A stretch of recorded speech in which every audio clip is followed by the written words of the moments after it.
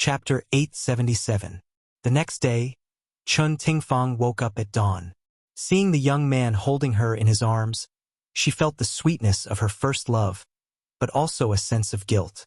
The man in front of her was really good-looking, beautiful and delicious. She couldn't help but caress his handsome face and trace the perfect shape of his lips with her finger. Suddenly, he opened his mouth and sucked on her finger. When he opened his eyes, there was still a sense of confusion unique to the morning. "Good morning, baby." He gently bit her finger and hugged her in his arms contentedly.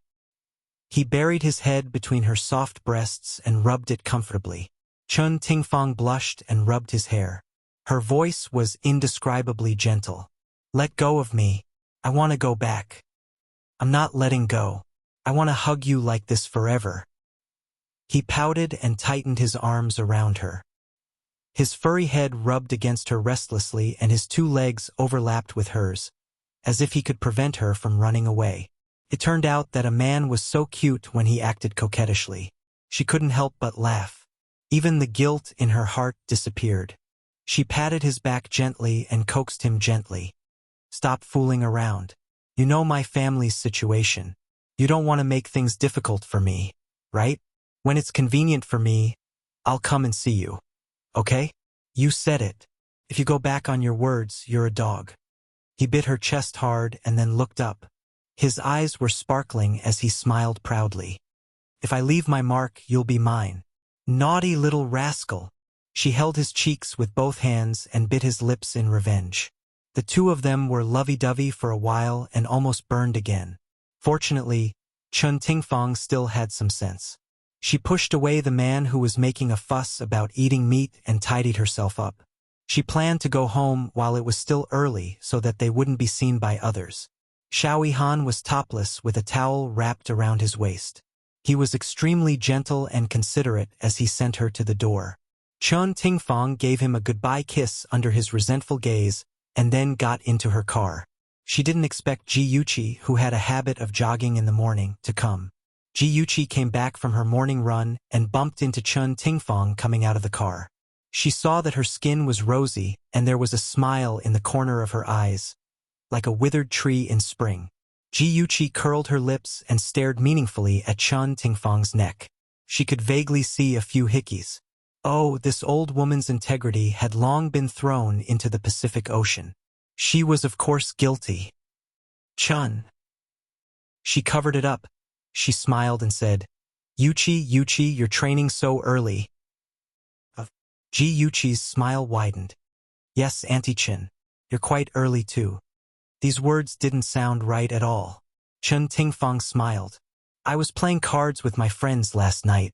It was too late, so I stayed there for the night.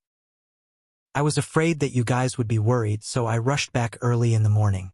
Ji Yuqi nodded. "I understand. It's a good thing that Aunt Chun has a good relationship with your friends. I'm sweating all over and feeling uncomfortable. I'm going upstairs to take a shower." "Okay, go ahead. Be careful not to catch a cold." Chun Tingfang smiled kindly and sighed secretly. Ji Bowen's business trip this time was overseas and would take more than 10 days. It was convenient for Chun Tingfang. She would find an excuse to go out every day and hang out with Xiao Han. Xiao Han had just had sex and was very enthusiastic about sex. After all, she was old and couldn't take it after fooling around for a few days. Xiao Han naturally felt sorry for her and hugged her in his arms. The two of them covered themselves with the quilt and chatted.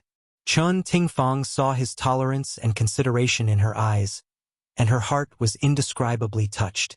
If the first time she rolled in the bed with him was mixed with the element of desire, then now she had already fallen in love with him. Her relationship with Xiao Han had also developed rapidly in the past 10 days. Felt like one day apart felt like 3 years.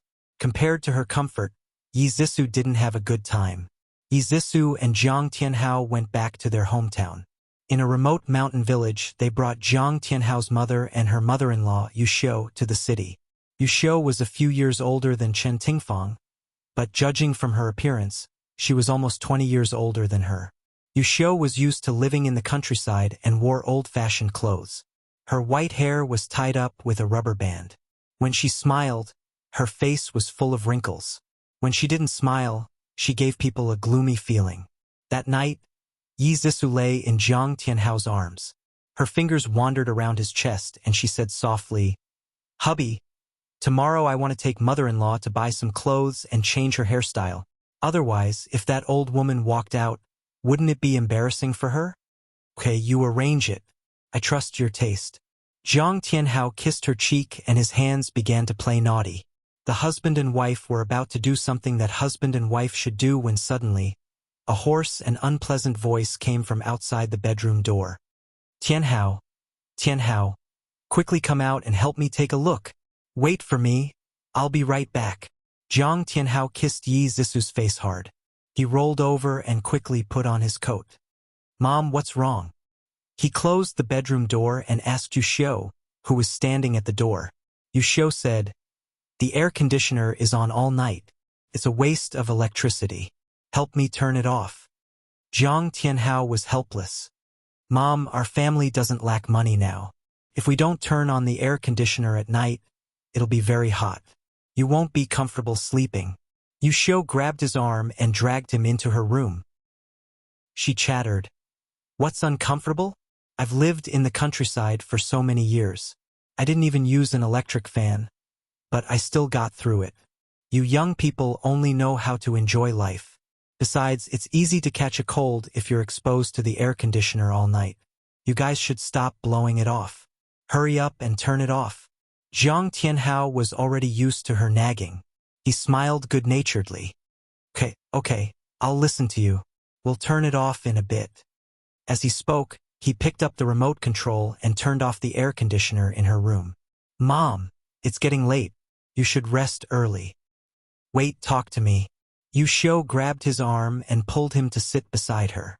She asked with a serious face, "I was the last to know about your marriage.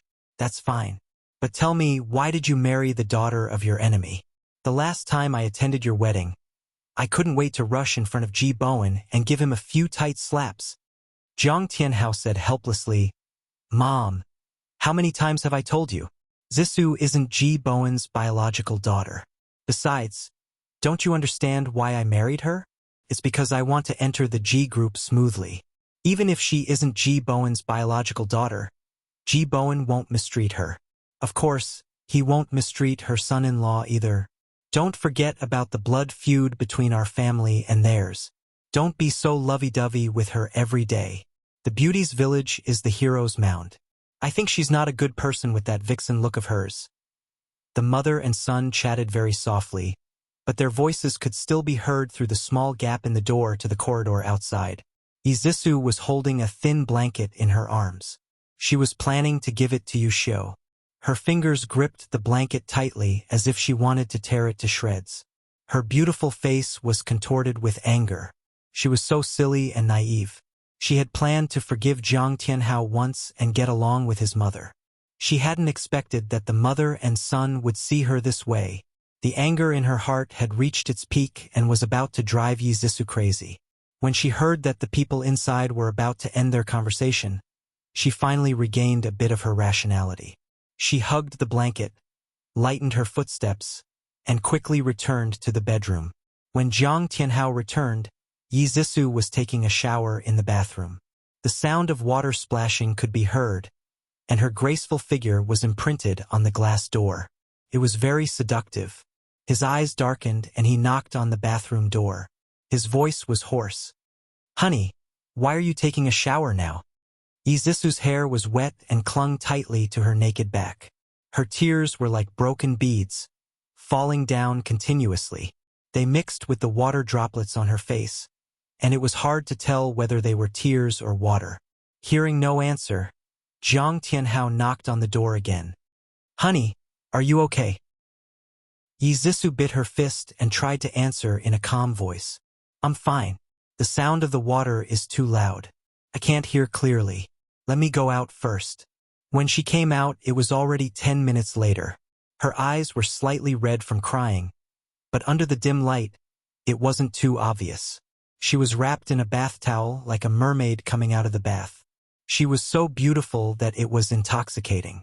Although Jiang Tianhao no longer loved her, he was still very interested in her body. He pulled her into his arms and pulled off the bath towel on her body. She whispered, "You're so annoying. My hair is still wet. I'll help you dry it." Jiang Tianhao pinched her softness a few times and said in a hoarse voice, when they first fell in love, he was also so gentle to her. After she washed her hair, he would dry it for her. Watching her long hair slide between his fingers, there was an indescribable sweetness. Now he would occasionally dry her hair for her, but there was no longer the love she was familiar with in his eyes. There was only lust left. Izisu had been with him for a long time, so she knew very well how to tease him. When her hair was half dry, the two were already hugging each other and rolling on the boat. He covered her body, sweating like rain. When he was aroused, he would say, "I love you." However, she would never believe it again. She knew that it was just a man's way of coaxing women. Even when they were hugging each other and climbing to the peak, her eyes were cold. Her long nails left scars on his back. Her heart was already full of holes.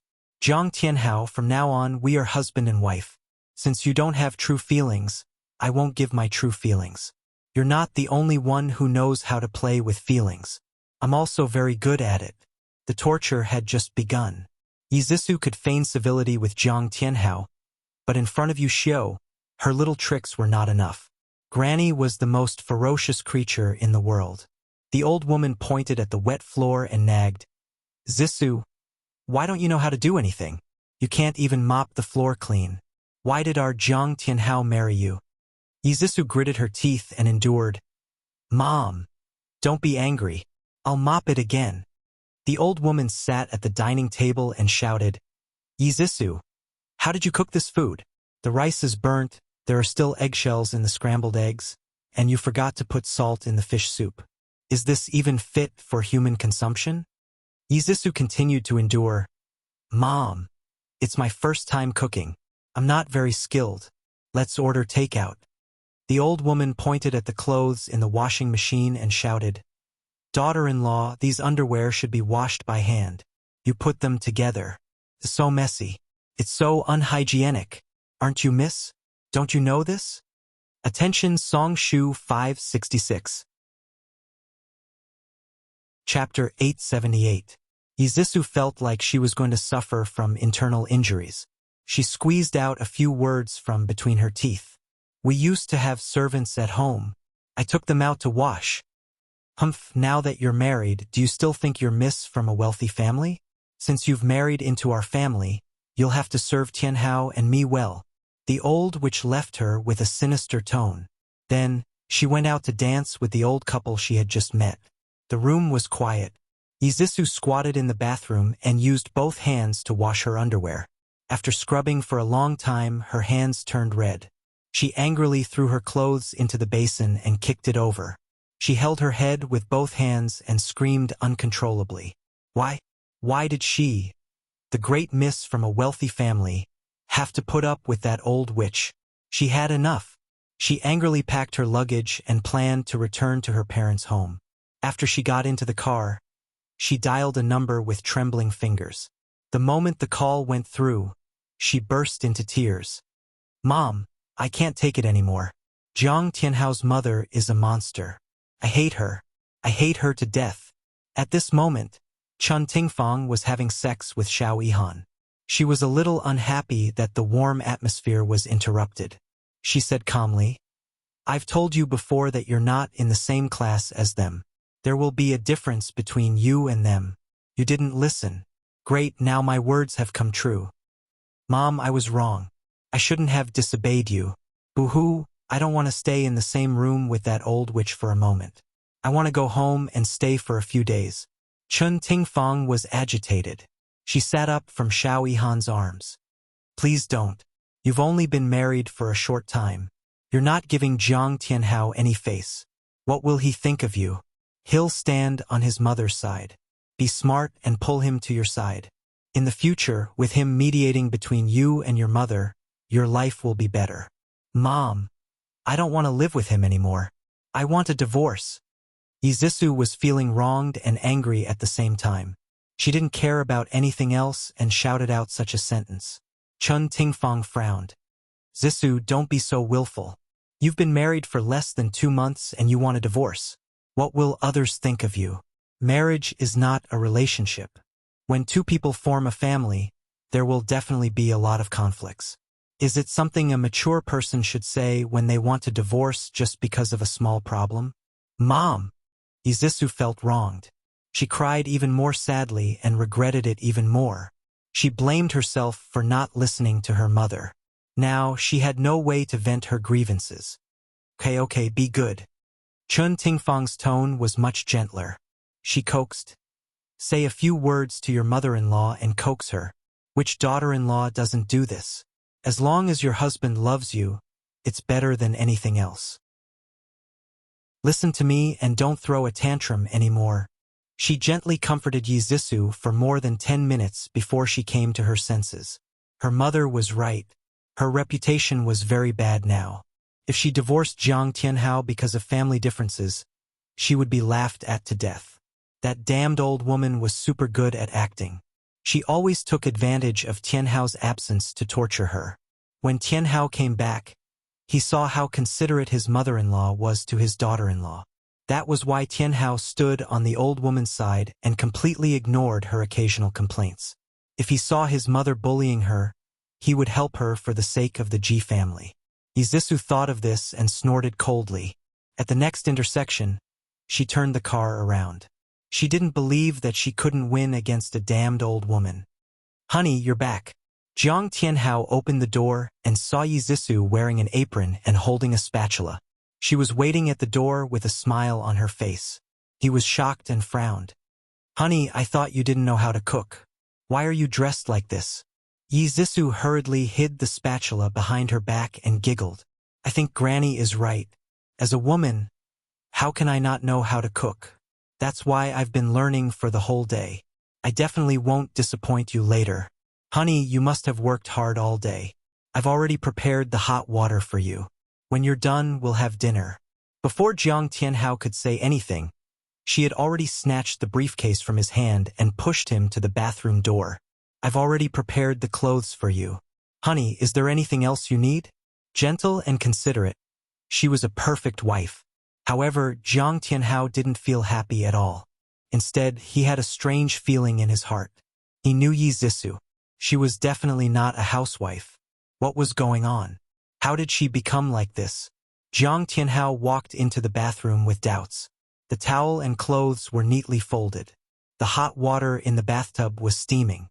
The smooth floor could almost reflect a person's figure. He couldn't believe that this was all thanks to Yizisu. Did the sun rise from the west? Ah! Just as he was about to take off his clothes, he suddenly heard Yizisu scream. Then, with a bang, something fell on the floor. Jiang Tianhao frowned. He knew that nothing good would come out of her cooking. He tidied up his clothes, opened the door, and was about to go to the kitchen to see what had happened when he heard his mother scolding. Clumsy! You can't even do such a simple thing. Hurry up. Tianhao will eat after his bath. Don't starve him. Jiang Tianhao's eyebrows jumped. He was worried that Yizisu's daughter, Miss, had a temper. He didn't expect her to say softly, I'm sorry, mother-in-law. I didn't do it on purpose.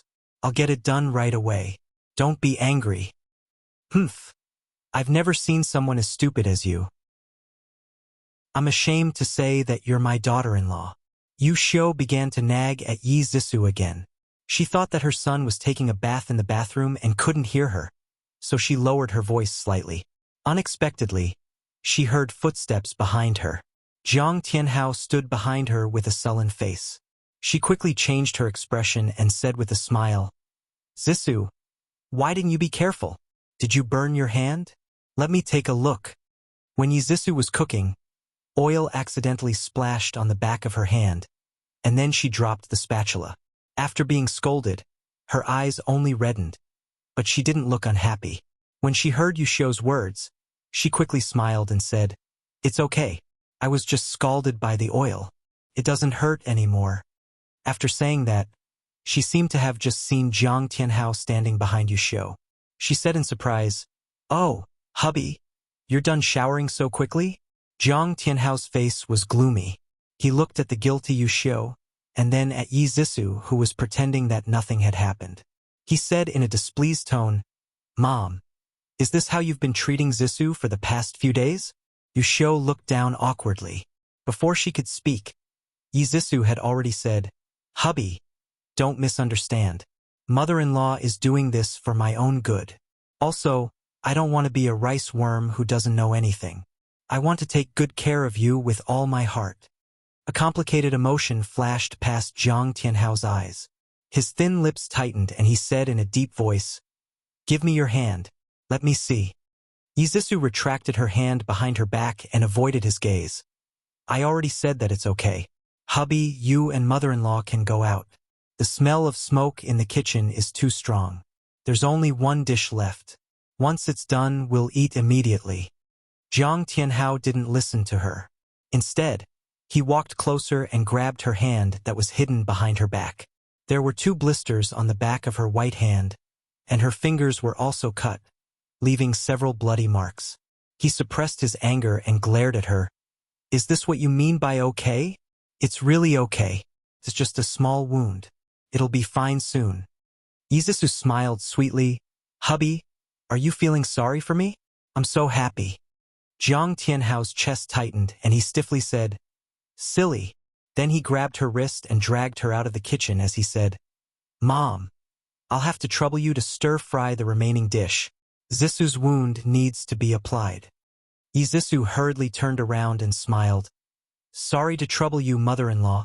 Yuxiu waited for the 2 of them to walk away before she fiercely spat and scolded in a low voice, "Tui, little vixen."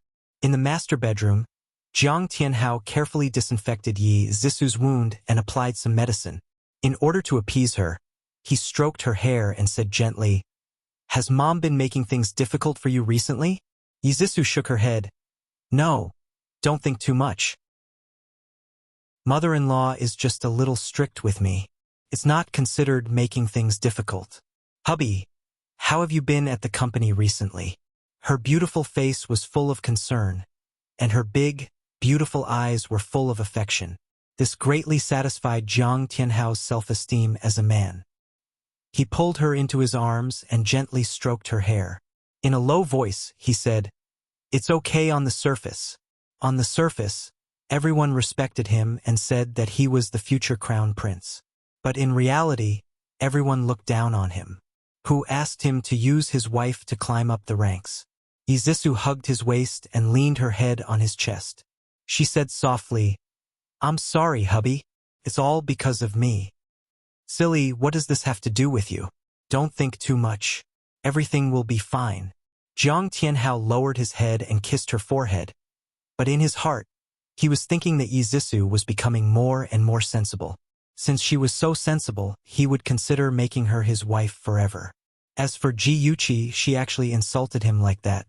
After he took over the Ji group, he would make her his mistress to humiliate her. My husband is so powerful. He can definitely defeat those people who look down on others." Yi Zissou pouted and shook her fist. Her cute appearance made Jiang Tianhao unable to help but bite her lips. The 2 of them lingered for a while before they separated. Panting, she shyly pushed his chest. "You're so annoying. Mother-in-law is still waiting for us outside." He raised his eyebrows and smiled. "Let's go eat." There were 4 dishes and a bowl of soup on the table. Yuxiu was busy filling the bowl with rice. When she saw Yi Zissou's shy smile, she curled her lips in disdain and cursed the vixen in her heart. "Hubby, try this. I made it myself." Yi Zissou put some scrambled eggs and tomatoes into Jiang Tianhao's bowl and looked at him eagerly. Jiang Tianhao took a bite. It was so sweet that he was sick of it. He forced a smile. "It's not bad." She smiled brightly. "Ah, that's great. There's also this. Try it." He tasted the black eggplant with garlic sauce. It was so salty that it was bitter. He held it in his mouth and didn't know whether to swallow or spit it out. He quickly picked up the glass of water, took a big gulp and swallowed it. "How is it? Is it good?" She stared at him with a face full of anticipation. Jiang Tianhao couldn't say anything. He smiled encouragingly. "It's delicious. Welfare, Xinwu 799. Chapter 879. Bam! Yushio slammed her chopsticks on the table and said angrily, "What's so good about it? Is this salt-free? Is there anyone who adds as much as you do? And this fish soup, why is it bitter? The tomato scrambled eggs are so sweet that it's nauseating. And there's even an eggshell inside. You're really pissing me off." Izisu was startled by the sound of her slamming the table. Her eyes quickly became misty as she bit her lip and said timidly, "I'm sorry, Grandma. I'll be more careful next time. Don't eat these anymore. I'll make them again." She stood up in a panic and picked up a plate in each hand. She was about to go back to the kitchen when Jiang Tianhao grabbed her arm.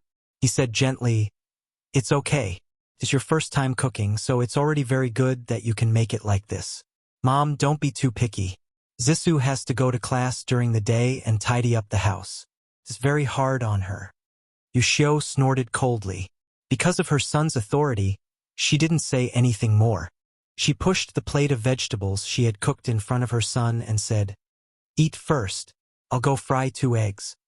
Yizisu quickly said, "Grandma, let me do it." Phew. I'm afraid you'll cook up something that even pigs won't eat." Yushio huffed and threw a cold face. She pulled out a chair and walked briskly to the kitchen. Yizisu bit her lip and carefully glanced at Jiang Tianhao. "I'm sorry, hubby. I'm always clumsy and can't do anything well." Jiang Tianhao sighed inwardly, but he had a gentle smile on his face. "It's okay. You've never cooked before, so it's normal that you don't know how to cook. Let's hire a nanny so that you and Mom can relax a little." She blamed herself softly. "It's all because I'm too useless." At a time like this, Jiang Tianhao could not reprimand her and could only comfort her gently. During the meal, Yushio kept a straight face, while Jiang Tianhao was gentle and kind. From time to time, he would help Yizisu put food on her plate. Yizisu was secretly delighted. She had won the first competition between her and Yushio. She would never have to do housework again. However, she didn't know that she was happy too early. A mother-in-law had countless ways to deal with her daughter-in-law. For example, in the mornings when Yizisu didn't have classes and wanted to sleep in, Yushio would play music loudly in the living room. Yushio sneered sinisterly when she dressed up beautifully and went shopping with her friends or had a gathering. "Why are you dressed up so beautifully? Are you going out to seduce men? Hurry up and change your clothes, or you're not allowed to go out. Also, who are you going out with? Give me their phone number. I want to know if they're a man or a woman." When she and Jiang Tianhao were intending to do something as husband and wife, Yushio would shout loudly outside the door. She would either ask Jiang Tianhao to help her adjust the TV or turn off the air conditioner. She would even chat with her. When Jiang Tianhao came back, her enthusiasm was extinguished. The most hateful thing was that Yushio liked to chat with the elderly in the neighborhood. She spread the news that Yizisu had fallen in love and got married before graduating from university and had a miscarriage. She even said that she was the stepdaughter of a rich family and that she always pretended to be Miss when she was actually a stupid woman who didn't know anything. These words quickly spread throughout the neighborhood. The neighbors would smile strangely when they saw her. There were even a few perverted uncles who pretended to accidentally touch her arms or waist. It was obvious that they were trying to tease her. Yizisu was about to go crazy. She finally couldn't take it anymore and complained to Jiang Tianhao. However, he said, "She's my mother after all. Just bear with it. Bear with it, bear with it." If she continued to bear with it, she would become a ninja turtle. Yizisu's resentment grew heavier and heavier. As long as there was a breakthrough, it would explode at any time. On this day, the battle between the mother-in-law and daughter-in-law finally escalated from a verbal argument to a violent one. The cause of the incident was simple. Yizisu came home after class and saw Yushio chatting with someone in the garden. She shouted at the top of her lungs, "A girl who doesn't know how to do anything. She can't even serve a man well. What do you expect her to do?" "You don't say, but your daughter-in-law is really too much. If I were her mother-in-law, I would teach her a lesson. She doesn't do anything herself and even hired a nanny? Does she have money to burn at home?" That's right, that's right." A group of old ladies chimed in. Everyone joined in on a crusade against Yizisu, this unfilial and unvirtuous daughter-in-law. Izisu was so angry that her teeth itched. She wanted nothing more than to rush up and beat up that group of old ladies. She suppressed her anger and went home. When she opened the door to the master bedroom, the air was filled with the strong smell of perfume. She saw that the makeup table was in a mess. The perfume bottle was overturned on the table, and a bottle of expensive lotion was lying on the floor. The brown liquid was sticky and stained everywhere. The carpet was also dirty. She hugged her head and screamed in anger. When Yushio came back, she saw Izisu sitting on the sofa with a cold expression. She ordered her unceremoniously, "Get me a glass of water. I'm dying of thirst." Izisu didn't move. Yushio was furious. She walked up to her in a few steps and shouted, "I'm calling you. Are you deaf? Hurry up and get me a glass of water." Izisu stood up abruptly. She stared coldly at her wrinkled face and said loudly, "Did you enter my room?" Yushio raised her head and said confidently, "I did. So what? As his mother, can't I enter my son's room?" Izisu's entire body emitted a sinister aura. She approached her step by step and said through gritted teeth, "Did you also spill my perfume and lotion? Not only did you spill them, but you didn't even clean them up. Isn't that too much? Why should I clean them up? Isn't this what a daughter-in-law should do? You're always so lazy. I should find something for you to do." The more Yushio said, the more reasonable she became. She couldn't help it. Who asked her to hate Ji Bowen and the Ji family? That was why she tried to torture Izisu. Izisu was furious. She shouted, "Old witch, shut up. I've tolerated you for a long time. Little vixen, you still have reason. I'll beat you to death, you little vixen. How dare you seduce my son?" Yushio also lost her mind. She pounced on Izisu and grabbed her long hair. She scratched her face with her nails. Izisu didn't want to be outdone. She wrestled with her. Yushio was old and wasn't as strong as her. She angrily pushed her. Yushio stumbled and hit the glass coffee table in the living room. Blood instantly gushed out from her forehead and stained the coffee table and carpet. Yushio rolled her eyes and fainted. "Ah!" Izisu held her head and screamed in horror. Only her screams could be heard in the empty room. After a long time, she calmed down. She carefully walked forward and squatted in front of Yushio. Her face was covered in blood, which made people's hair stand on end.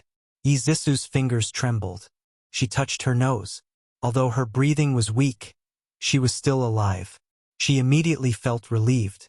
The siren of the ambulance echoed in the neighborhood. Several medical staff carried the unconscious Yushio into the ambulance. An hour later, Jiang Tianhao rushed to the hospital, panting. His mother was lying on the bed, unconscious. His wife was sitting on the bench in the corridor, wiping her tears miserably. Jiang Tianhao frowned impatiently. What happened? Why did Mom suddenly faint? Izisu cried and threw herself into his arms. She sobbed, "Hubby, you're finally here. You scared me to death." The woman in his arms wiped her tears and snot all over him. He pulled her out of his arms forcefully and said with a straight face, "Let me ask you, why did Mom suddenly faint?" Izisu didn't want to tell him that she had pushed Yushio down. However, when Yushio woke up, she would definitely slander her. She might as well tell him now. She looked at Jiang Tianhao pitifully and sobbed, "Mother-in-law has been very dissatisfied with me recently. Today, she even criticized me in front of the people in the neighborhood. I was angry and argued with her.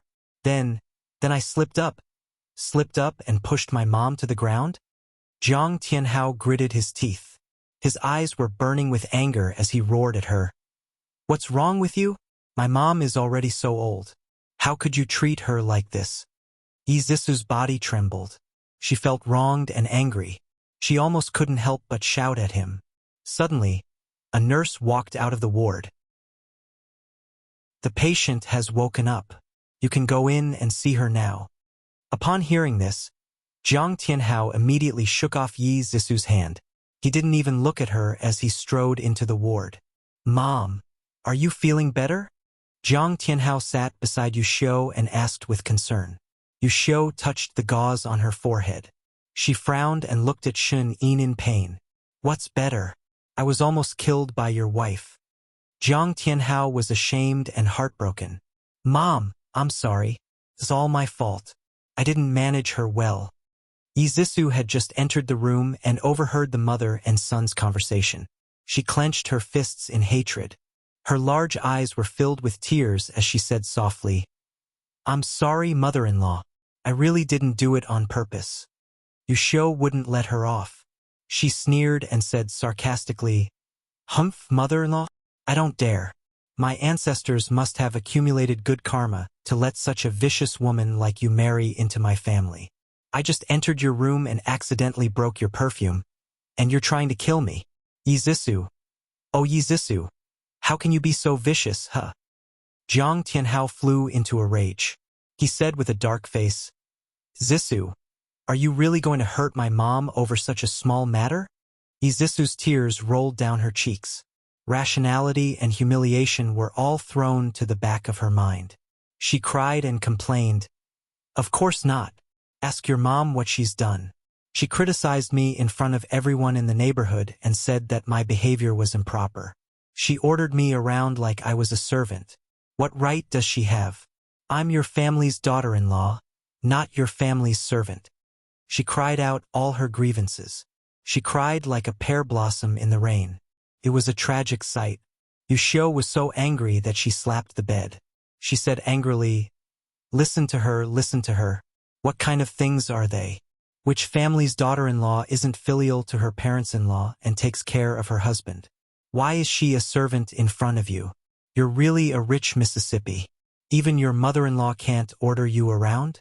I only ordered you around twice, and you hate me so much that you want to kill me. That's a glass coffee table. I'm bleeding out. Welfare Song Shu 566. Chapter 880. Every time she said a word, her chest rose and fell rapidly. She patted her chest with difficulty, and Jiang Tianhao was frightened. He comforted her. Mom, don't be agitated. Let's talk things over. Yuxiu's finger trembled as she pointed at Yi Zissou, who was standing not too far away. Her lips trembled as she said, Scram! Tell her to scram. I don't want to see that jinx. Yi Zissou's face turned pale. Jinx? She actually called her a jinx? She clenched her teeth and kept chattering. Her eyes were bloodshot with anger and her gaze was full of hatred. Jiang Tianhao looked up and met her venomous gaze. He frowned in disgust and said coldly, Zissou, go back first. You can come and see my mom when she calms down. Yi Zissou gritted her teeth and dug her nails into her palms. Although she had already realized that Jiang Tianhao did not love her, she still felt heartache in the face of his indifference and disgust. She ran out of the hospital crying. The road was full of people. She rushed through the crowd in panic, not knowing where to go. Screech! The sharp sound of brakes pierced her eardrums. The driver, who was less than 2 steps away from her, stuck his head out of the window and shouted, Do you want to die? Yi Zissou stood on the zebra crossing in a daze. She covered her mouth with both hands and burst into tears. Are you trying to scam me? I didn't even touch you. Get out of the way or I'll call the police. The driver was furious and shouted at Yi Zissou, who was standing in front of the car in a daze. Yi Zissou cried even louder, as if she wanted to vent all the sadness and grievances in her heart. She did not know that there was a long line of cars behind her, and Tang Feng's car was also in this line. Tang Feng waited for a long time, but the car in front of him did not move. The sharp sound of car horns rose and fell one after another. He frowned slightly, opened the door, got out of the car, and strode forward. A familiar figure stood in the middle of the road. She was wearing a white dress, like a white lotus. She was crying like a pear blossom in the rain. Her thin and weak shoulders trembled violently, making people feel pity for her. Tang Feng stopped in his tracks. His handsome face looked ugly. He used to love her, but when he saw through her hypocrisy, he no longer loved her and had no more interactions with her. Although he didn't like her behavior, he couldn't just watch her block the traffic and stand here to die. He walked up to her and grabbed her wrist. Without saying a word, he dragged her to the side of the road. Izisu raised her head with teary eyes. Suddenly, a pair of dark eyes barged into her. She cried in a daze. "Big brother Feng." Tang Feng let go of her wrist. "If you want to die, don't do it here." With that cold sentence, he strode to his car. The traffic jam was already slowly moving forward. Izisu was stunned for a moment. Suddenly, she turned around and jogged to catch up with Tang Feng. Tang Feng sat in the driver's seat and glanced sideways at the thick-skinned woman sitting in the front passenger seat. He frowned and moved his lips, but when he saw her tear-stained little face, he swallowed the words he wanted to say. In the narrow space, the atmosphere was oppressive. Occasionally, the sound of a woman sobbing could be heard. Tang Feng's eyebrows twitched a few times. He suddenly grabbed a box of tissues and threw it at her. His voice was terrifyingly cold. "Where are you going?" Burp. Izisu cried until she hiccuped. She looked pitifully at Tang Feng with a pair of wet eyes. "I don't know." Tang Feng's frown deepened. "I'll take you back to the Ji family." When the two words Ji family came out of his mouth, Ji Yuqi's face instantly appeared in his mind. His mood worsened. His hands gripped the steering wheel so tightly that his knuckles turned white. "No." Izisu shook her head with tears streaming down her face. "I don't want to go back." Tang Feng's patience was about to run out. He gritted his teeth and said, "Hurry up and tell me your destination. I don't have time to fool around with you." The setting sun shone through the glass and covered his face with a gentle halo. Even though his face was gloomy, he was still so handsome that it made people's hearts palpitate. Izisu suddenly regretted not choosing him back then. If she had chosen him, she wouldn't have fallen to this point. When the car stopped at the place Izisu said, Tang Feng's handsome face darkened. "This is the place you want to come to? A nightclub?" Yizisu's eyes were slightly red and swollen, but it didn't affect her beauty. She bitterly curled her lips and had a different kind of charm. "What's wrong with a nightclub? Are only men allowed to have fun and women can't? Why do I have to wait on his mom for him and bear his disdain when he's with another woman?" Tang Feng had already guessed that she and Jiang Tianhao had a conflict. He thought it was just a small quarrel, but he didn't expect Jiang Tianhao to have an affair.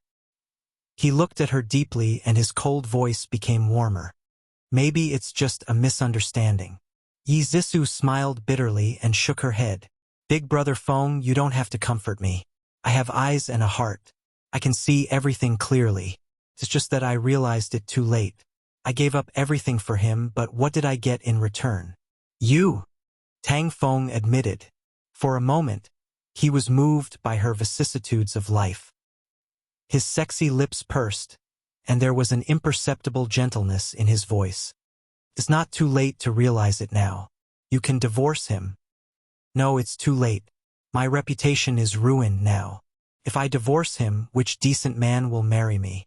Yi Zisu's expression was wooden, but her mind was very clear. Not only would she not leave Jiang Tianhao, but she would also help him get the Ji family's property. By then, she would collect evidence of his infidelity, divorce him, and get half of the property. What was a man? As long as she had money, she could buy anything she wanted. Tang Feng shook his head disapprovingly. "You're still young. You'll meet someone who truly loves you." Izisu gazed at his handsome face with teary eyes. A gentle smile bloomed on her lips. She stroked his cheek with her slender fingers and said softly, "Big brother Feng, you're a good person." Even if he hated her, he was still willing to comfort her. He was really a good man. How great would it be if she had loved him back then? Tang Feng's eyes darkened. He avoided her fingers, got out of the car, and opened the door for her. In the end, Tang Feng was still worried about leaving Yizisu alone in the nightclub, so he sat at the bar and drank with her. The two people who were frustrated in love didn't talk at all. They just drank quietly. As the sky darkened, the number of people in the nightclub increased. The noise and laughter filled their ears. Yizisu was already drunk. Her eyes were blurry as she leaned against Tang Feng's chest. Her soft and boneless hands stroked his chest. She lifted her chin and giggled. "Big brother Feng, you're so good-looking." Tang Feng was also a bit drunk, but he was still rational. He held her shoulders and frowned. "You're drunk. I'll take you home." She giggled foolishly and wrapped her arms around his waist. She rubbed her head against his chest. "I'm not drunk. I'm very sober. Big brother Feng. I regret it. Let's be together. Okay?" After she said that, tears overflowed from her eyes and wet his clothes. His body stiffened. After a long silence, he sighed and picked her up by the waist. The tall and straight man carried the petite and weak woman and walked out of the nightclub with unsteady steps. In the corner, an extraordinarily handsome man propped his chin up with one hand and watched them leave.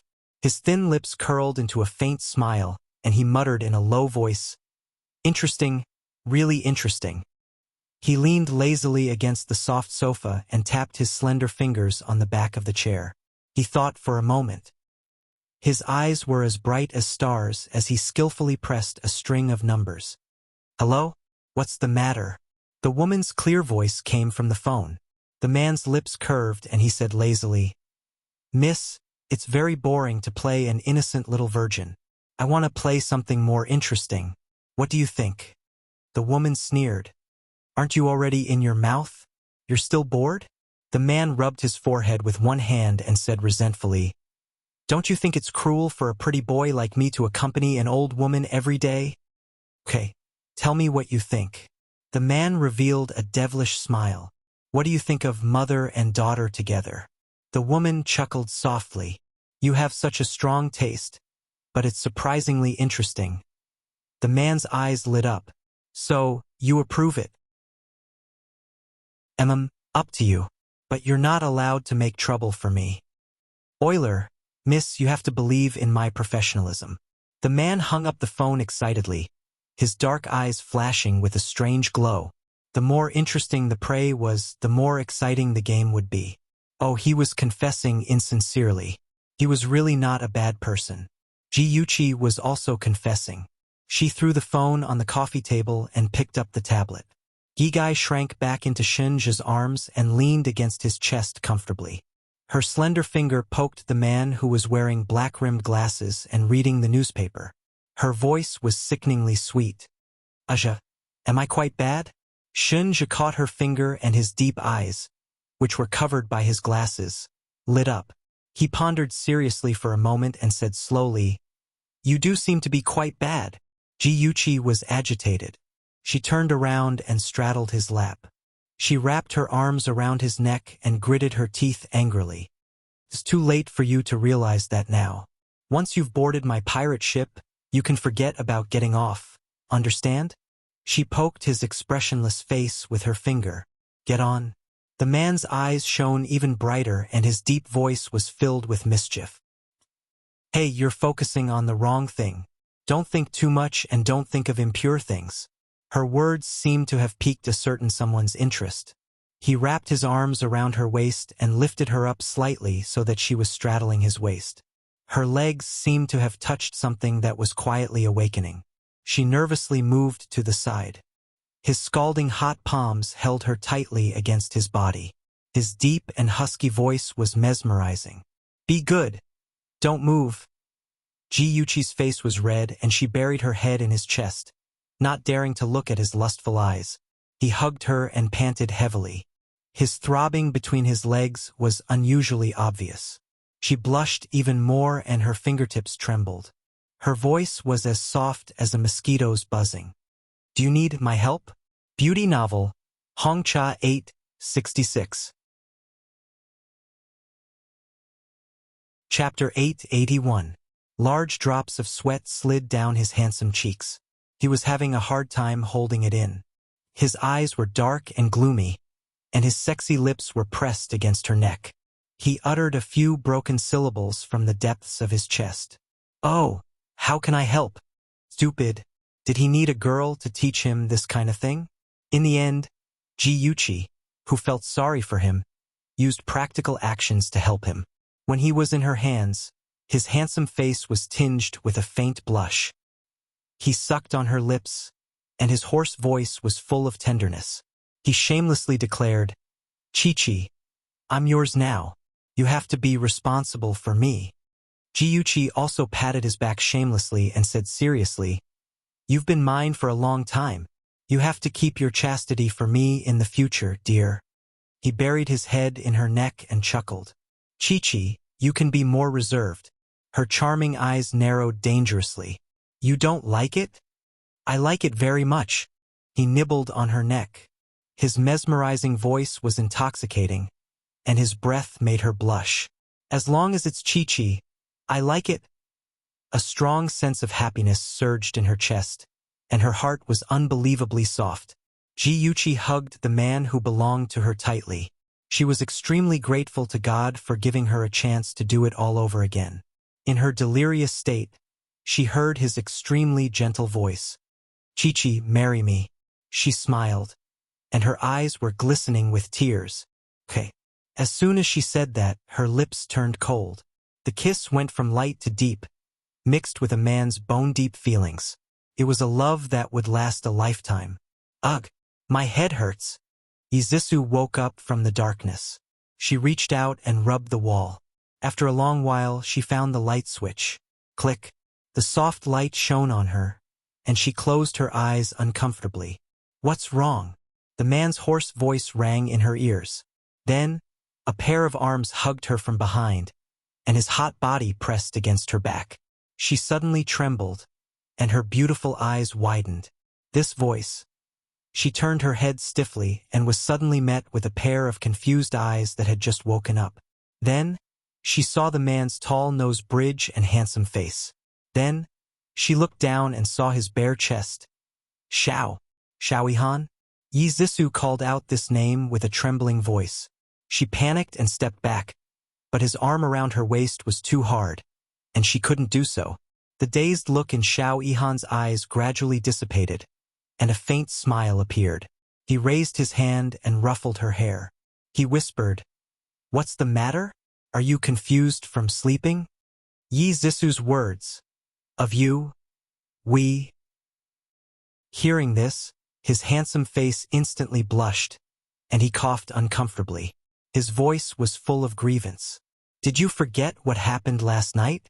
Yizisu's head was about to explode. Although she did plan to cheat on Jiang Tianhao, the person she wanted to cheat on was Tang Feng.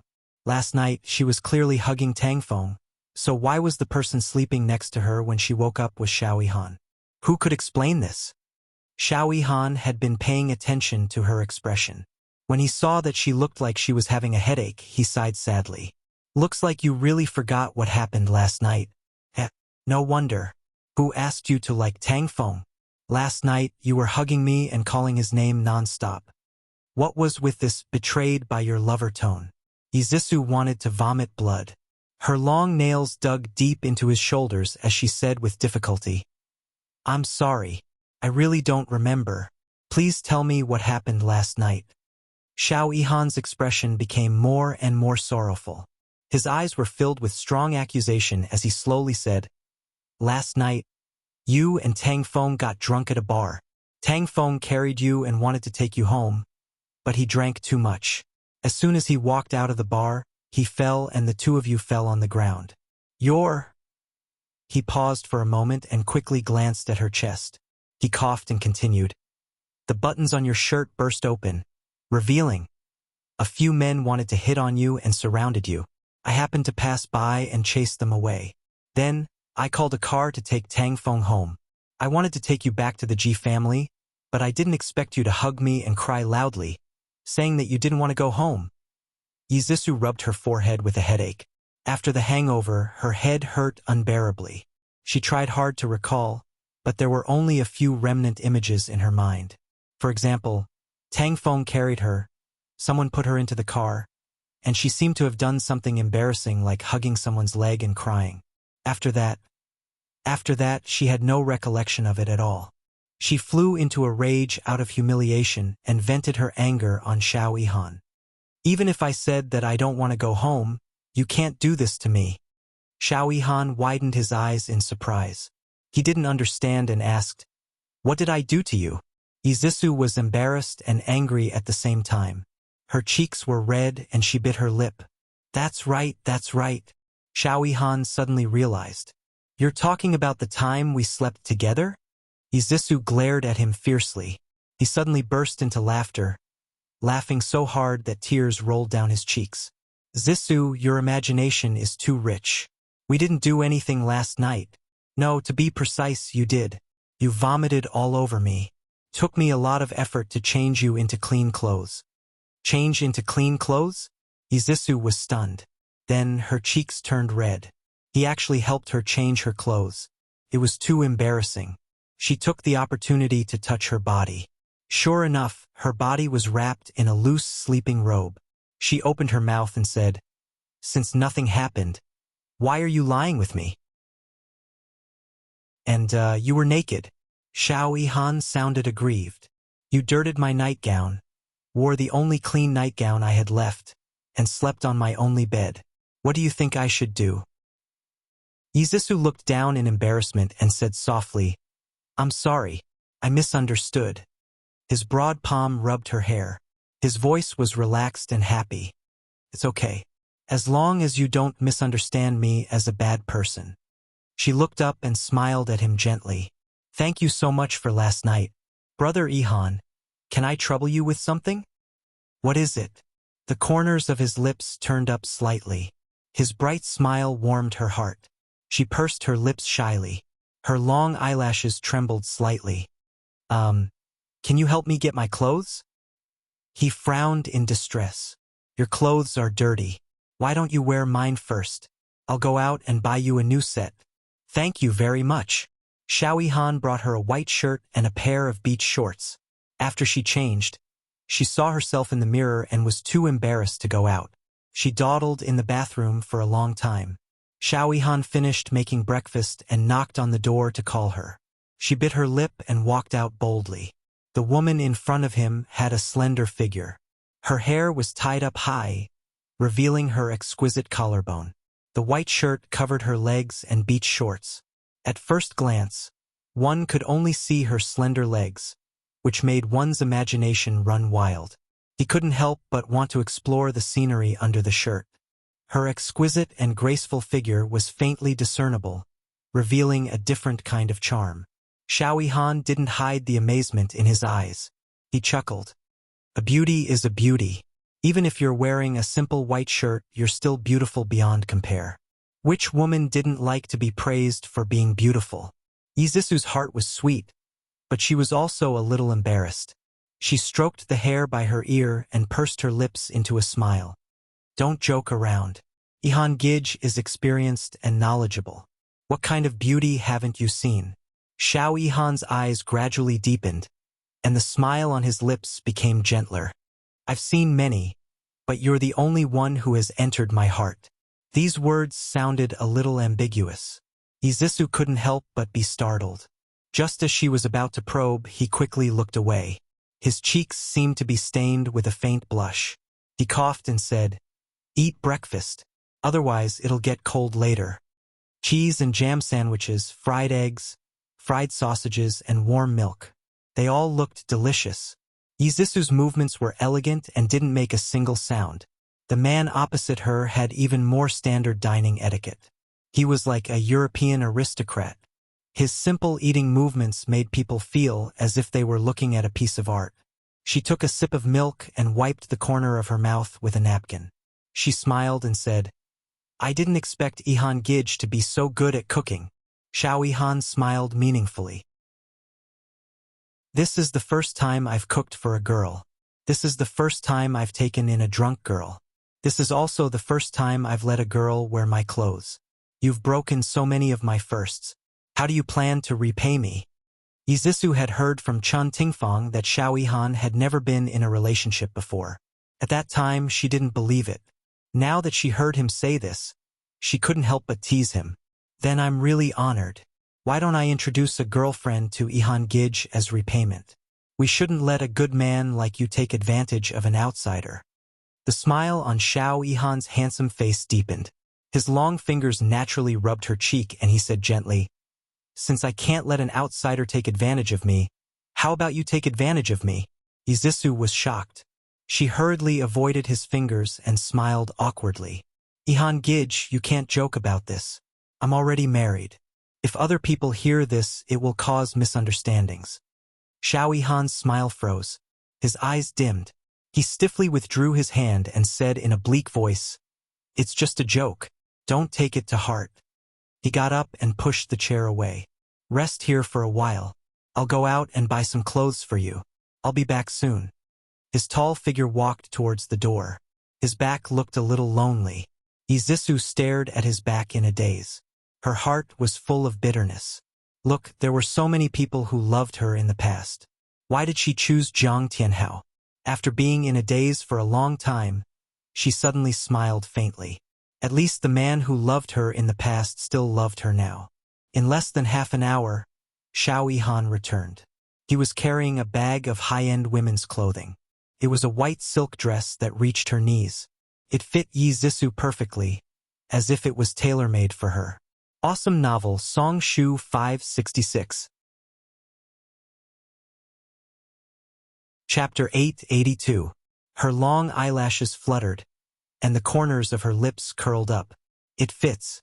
How did you know my size?" He stared at her with his deep eyes and smiled. "There's a size on the back of your shirt. I noticed it last night." The smile on Yizisu's face became sweeter, and something broke out from the bottom of her heart. Under his affectionate gaze, she shyly lowered her eyes. The space between the two of them was filled with pink bubbles, and the room was filled with an ambiguous atmosphere. Xiao Yihan used his right hand to lift her chin, lowered his head, and slowly moved closer to her cheek. Her clear black and white eyes were wide open, and her gaze was confused, as if she didn't know what he wanted to do. He chuckled softly, and suddenly used his left hand to cover her eyes, and his cold lips covered her. A numb feeling spread from where the two of them were pressed against each other. Izisu couldn't help but tremble. She hurriedly placed her hands on his waist and wanted to push him away, but he held her tightly in his arms. His soft lips tossed and turned affectionately. Slowly, she sank into his gentleness. In the quiet room, it was warm and ambiguous. The sweet atmosphere lingered between the two of them. Their heartbeats quickened, and their breathing became erratic. In a daze, the two of them caressed each other without any rhyme or reason. Suddenly, a melodious ringtone sounded. Izisu seemed to wake up from a dream, and she suddenly pushed Xiao Yihan away. Her cheeks were flushed, and her eyes were watery with a layer of spring. Her slightly swollen red lips parted slightly, and it was indescribably charming. Xiao Yihan's dark eyes were filled with lust. His slightly rough fingers gently brushed against her lips, and his actions were extremely seductive. Izisu's heart suddenly shrank, and she only felt her whole body heat up. She hurriedly avoided his scorching gaze and rushed to the coffee table. She picked up her phone and took a deep breath to calm her frantic heartbeat. "Hello." The voice that came out of her mouth was soft and hoarse, and even she was shocked. She hurriedly patted her burning cheeks and forced herself to return to normal as soon as possible. On the other end of the line, Jiang Tianhao paused for a moment before asking gently, "Honey, where did you go last night?" Izisu sneered in her heart. She ran away from home yesterday, and he only called to ask about her today. He really cared about her. She replied indifferently, "At a friend's house." Jiang Tianhao's tone tightened. "A male or female friend?" Izisu chuckled when she heard that. Her laughter was a little sad. "What do you think? After we started dating, did I still have any close male friends?" His tone softened. "Honey, it was my fault yesterday.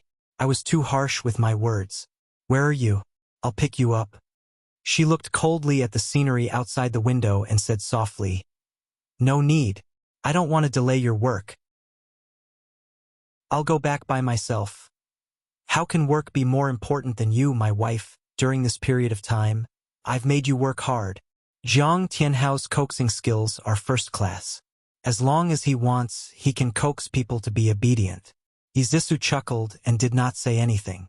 After waiting for him to coax her, she changed the topic. "Hubby, how's mother-in-law?" "Mom is much better now. She can be discharged tomorrow." Jiang Tianhao's voice became gentler. "Honey, Mom is old and has a bad temper.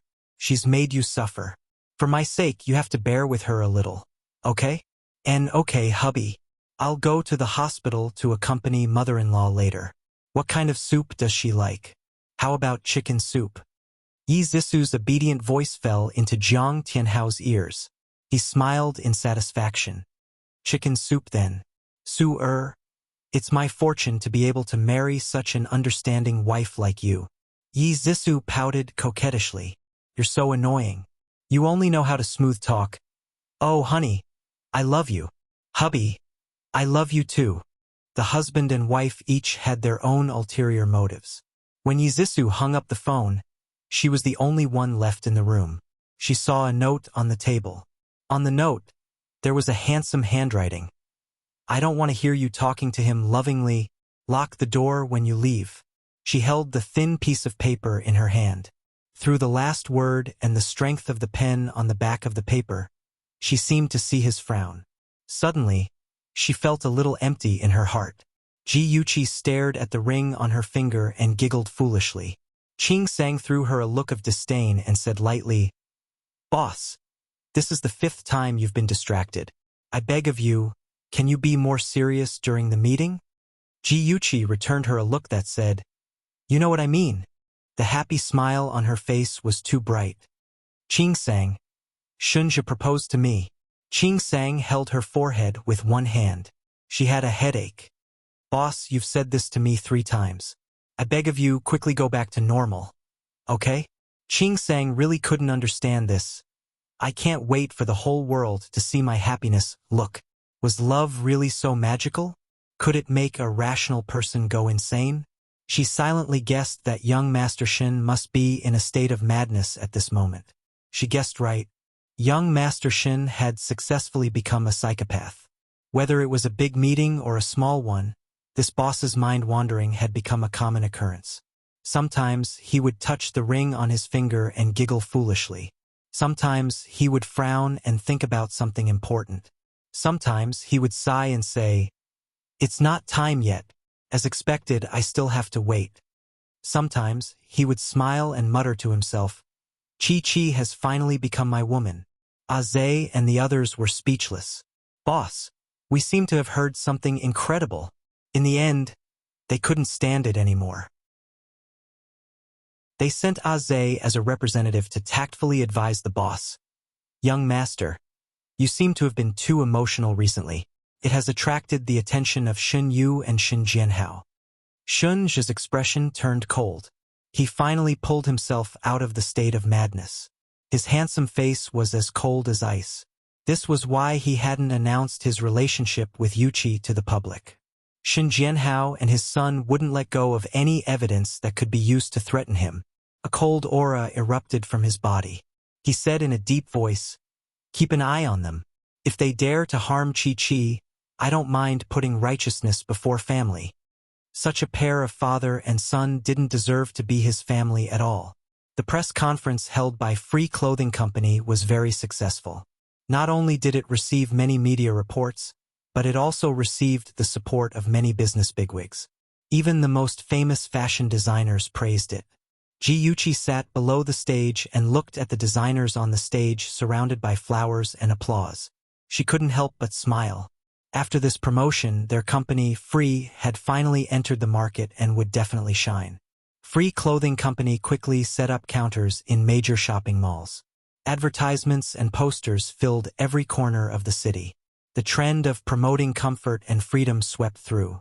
On the first day of the launch, there was a situation of out of stock.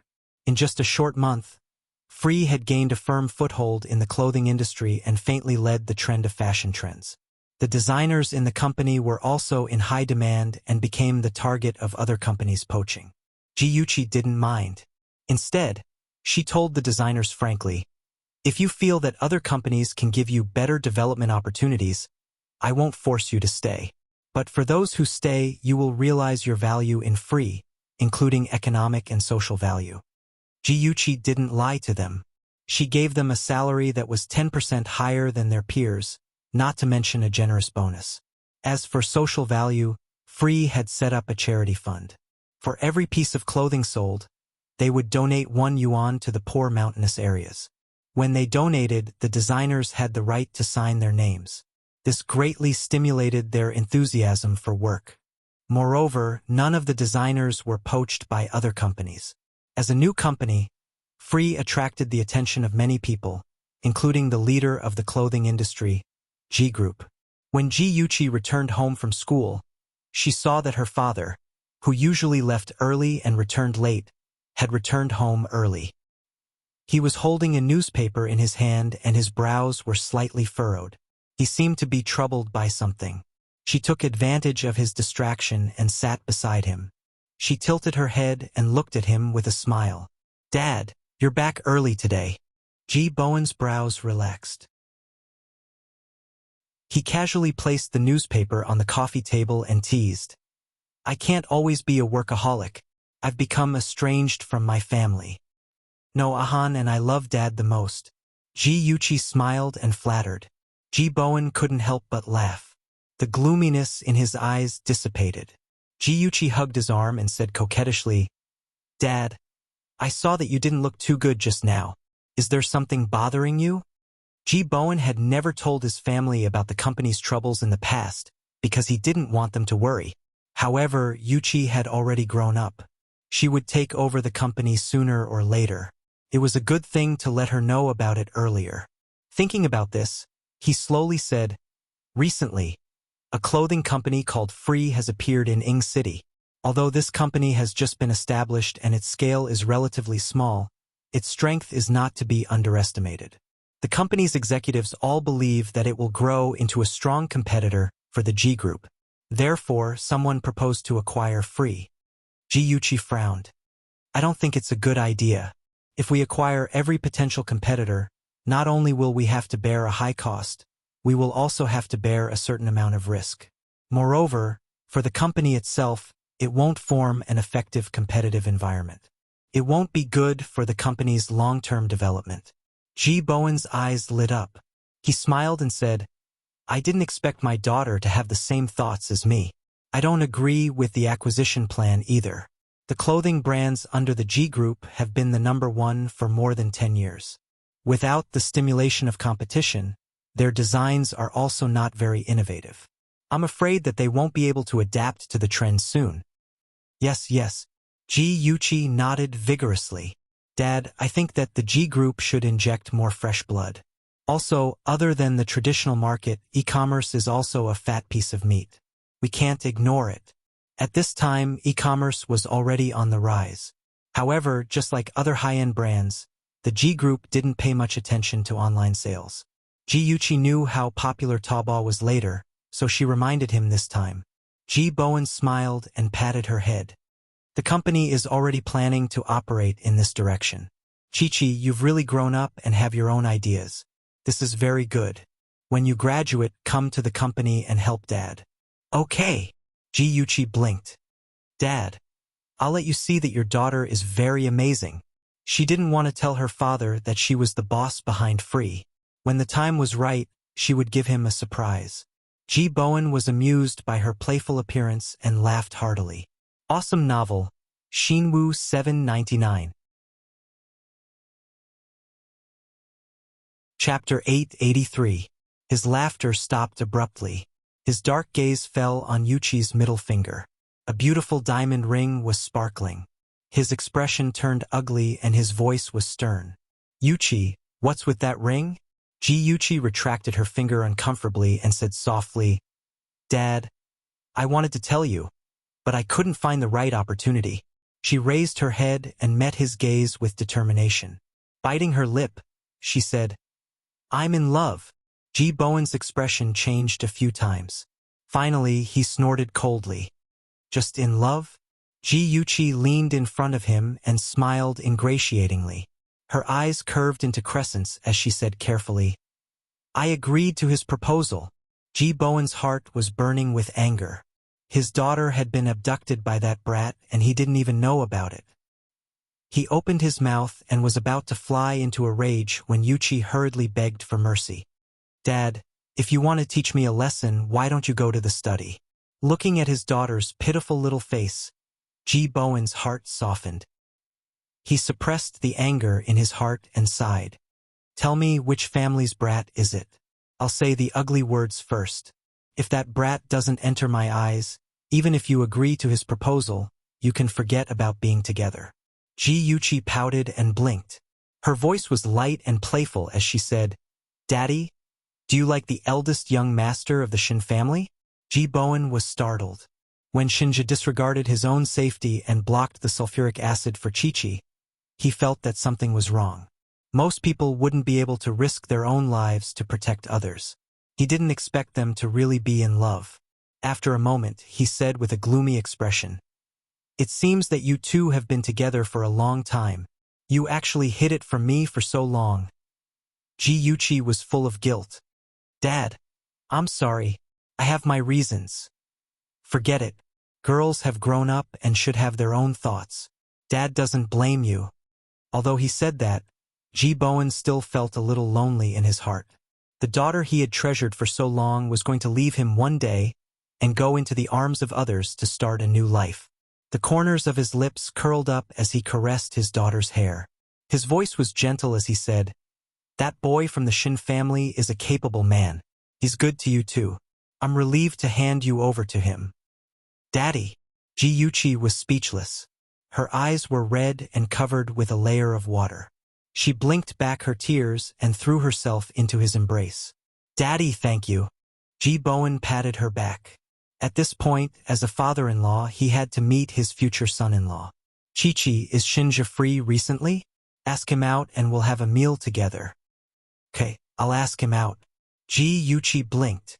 Dad, can you not tell Auntie Chun for the time being? We plan to get married after I graduate. We don't want too many people to know about our relationship. Ji Bowen nodded. That's good too. Do Shinja's parents know about your relationship? They don't know yet. The situation in the Shin family is a little complicated. Ji Yuchi hesitated. Ji Bowen thought for a moment and knew what was going on. Shin Jianhao's first wife gave birth to his eldest son, Shin Zhe, but she passed away a few years later. His new wife, Tao Shirin, gave birth to his second son, Shin Yu. Although in the eyes of outsiders, the Shin family was happy and blissful, there were many discord in the wealthy families. Who knew what was going on behind the scenes? After dinner, Ji Yuchi lazily lay on the sofa and chatted with Shinja on the phone. When she heard his magnetic and affectionate voice coming from the other end of the line, she couldn't help but smile. Her exquisite eyes were full of smiles. Aja, I told my dad about us. He wants to see you. Okay, when? Shinja touched the ring on his finger, and a crazy smile appeared on his face. His voice was gentle and charming. Ji Yuchi rolled a few times on the sofa. Tomorrow night at 7 o'clock at Zuexiang restaurant. Don't be late. Okay. Got it. His little girl's soft voice was right next to his ear. He couldn't help but miss her. The corners of his lips moved slightly, and her name came out from between his lips. Chi-Chi. I miss you. Ji Yuchi's cheeks blushed.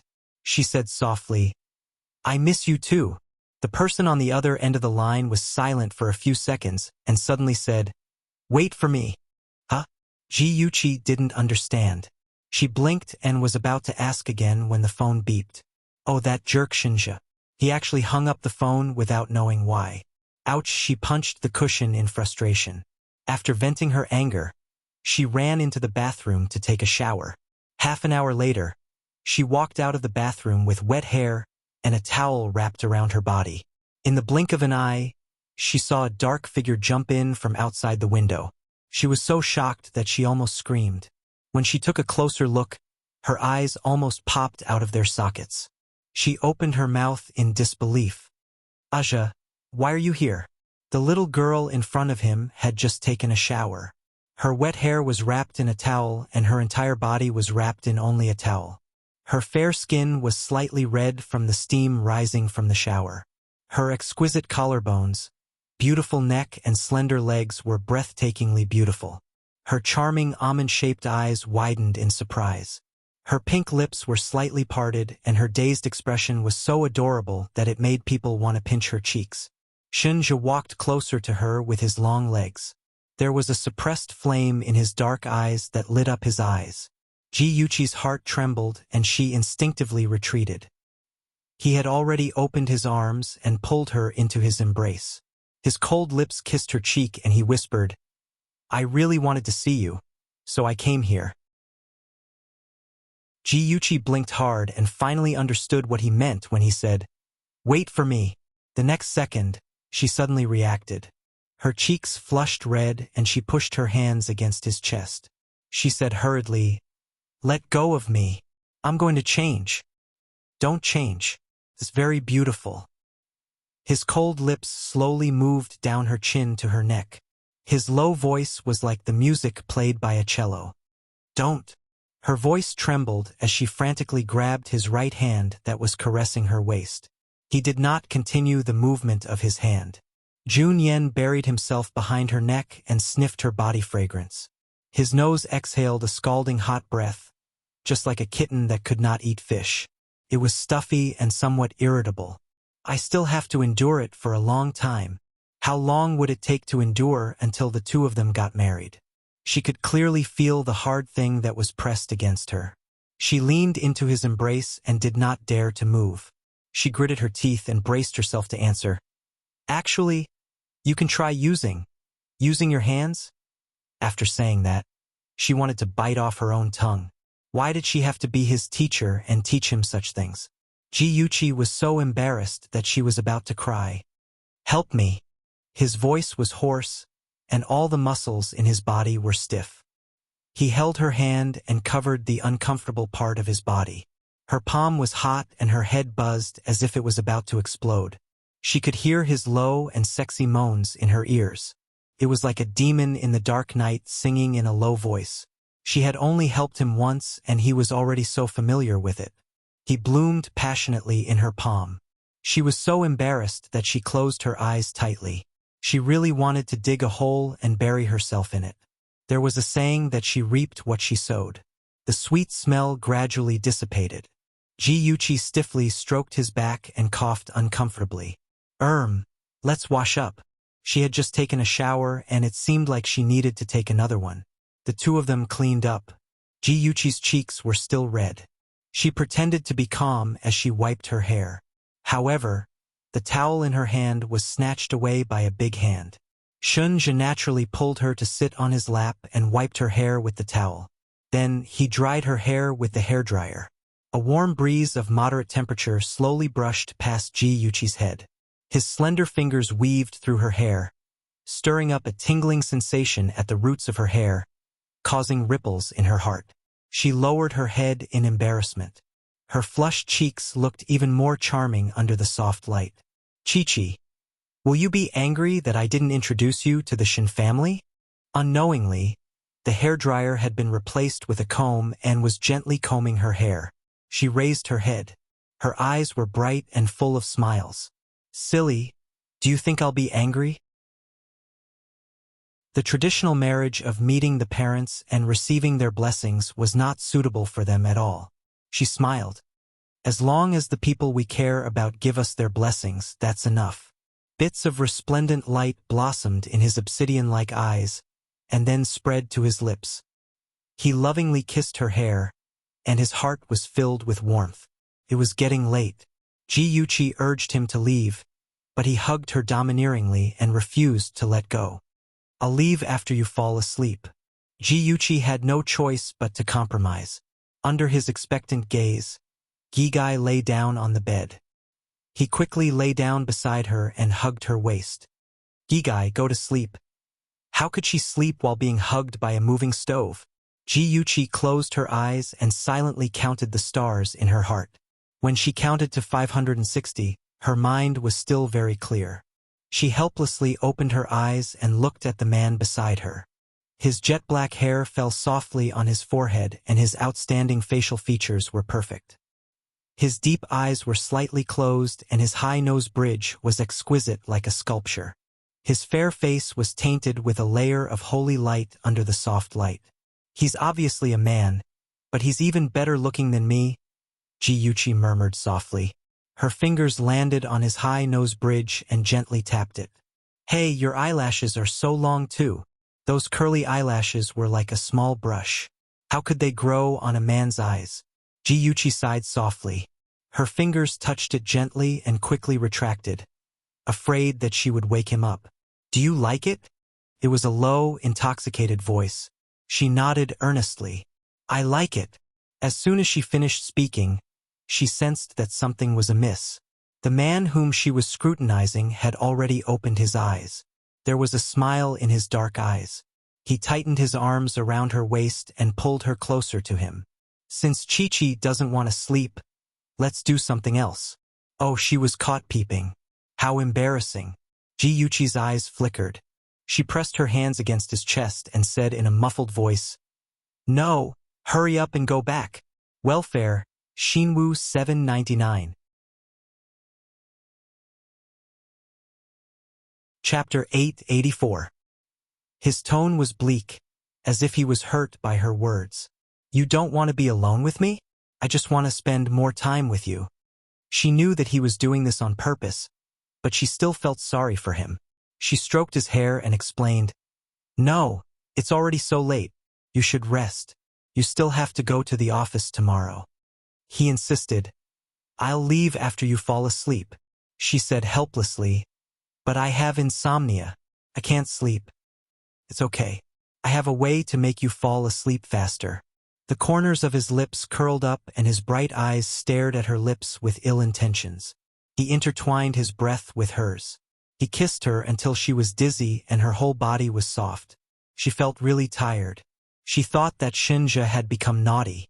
Her eyelids couldn't hold up anymore, and she gently closed them. Baby, sleep well. A feather-light kiss brushed across her forehead, and a gentle voice entered her dream. Zuexiang Restaurant was a very stylish private restaurant in Ing City. There was a limit to the number of customers they received every day. Naturally, the dishes here were also famous for being delicious. In the antique private room, an elegant fragrance lingered in the air. Shinja was wearing a high-end tailor-made suit. He sat upright and his casual movements revealed elegance. His handsome and cold facial features, sword-like eyebrows, and proud and handsome nose bridge were all perfect masterpieces of God. When Ji Bowen walked into the private room with his daughter and saw the scene, he nodded in his heart. But judging from his appearance, Shinja was indeed a rare good man who was worthy of Yuchi. Hello, uncle. Shinja stood up and greeted him politely. After Ji Bowen nodded, his smiling gaze turned to Ji Yuchi. His words and actions revealed his excellent upbringing. Ji Bowen's satisfaction with him increased, but he didn't show it on his face. He said lightly, Sorry to keep you waiting. Not long. I just arrived. Shinja didn't say much, but Ji Bowen could feel his sincerity and respect. He personally poured a cup of tea and presented it to Ji Bowen. Uncle, the tiguanyin here is not bad. Try it. Tiguanyin was Ji Bowen's favorite tea. Ji Yuchi saw the satisfaction in her father's eyes and couldn't help but smile. She blinked at Shinja in appreciation. She thought that with Shinja's personality, he wouldn't try to please her father. She didn't expect him to do it. She was happy that he respected her father so much. Although Shinja and Ji Bowen did not talk much, the atmosphere was surprisingly harmonious. After dinner, Ji Yuchi saw that her father wanted to speak but stopped. She guessed that he wanted to talk to Shinja alone, so she smiled and got up. Dad, Aja, I'm going outside to make a call. You guys can talk. After Ji Yuchi left, Ji Bowen's face became serious. He stared at Shinja and went straight to the point. Shinja, do you really like my daughter? Shinja's lips curled up slightly. I won't marry anyone else. These simple words came out of his mouth, but they sounded powerful. Ji Bowen was unmoved. His gaze was deep and dark as he said in a deep voice, I can't let my daughter come to any harm. What makes you think that you can protect her for the rest of her life? In an instant, Shinja's aura suddenly changed. His shocking eyes carried a dangerous message, and the space between his brows was dyed with a peerless arrogance and nobility. It was as if the entire world had submitted to him. He didn't say much, but slowly spat out two words, I can. Every person with power had their own kind of aura. Ji Bowen could feel that kind of aura from him at this moment. It was arrogant and unruly, cold and domineering, and noble like a king. This was the real Shinja, who stood at the top of everyone. Ji Bowen looked at him deeply. I don't want my daughter to marry into a dragon's pool or a tiger's den. Do you understand what I mean? Ji Bowen was not an easy person to deal with. Last night, Yuchi told him about her relationship with Shinja. He used his connections and even old friends that he had not contacted for a long time to find out about the Shin family. In the end, his guess was confirmed. The Shin family was not as harmonious as it seemed on the surface. Shinja was very capable to be able to live safely until today. Shinja's gaze changed slightly. His expression was solemn as he said solemnly, I won't let my woman suffer with me.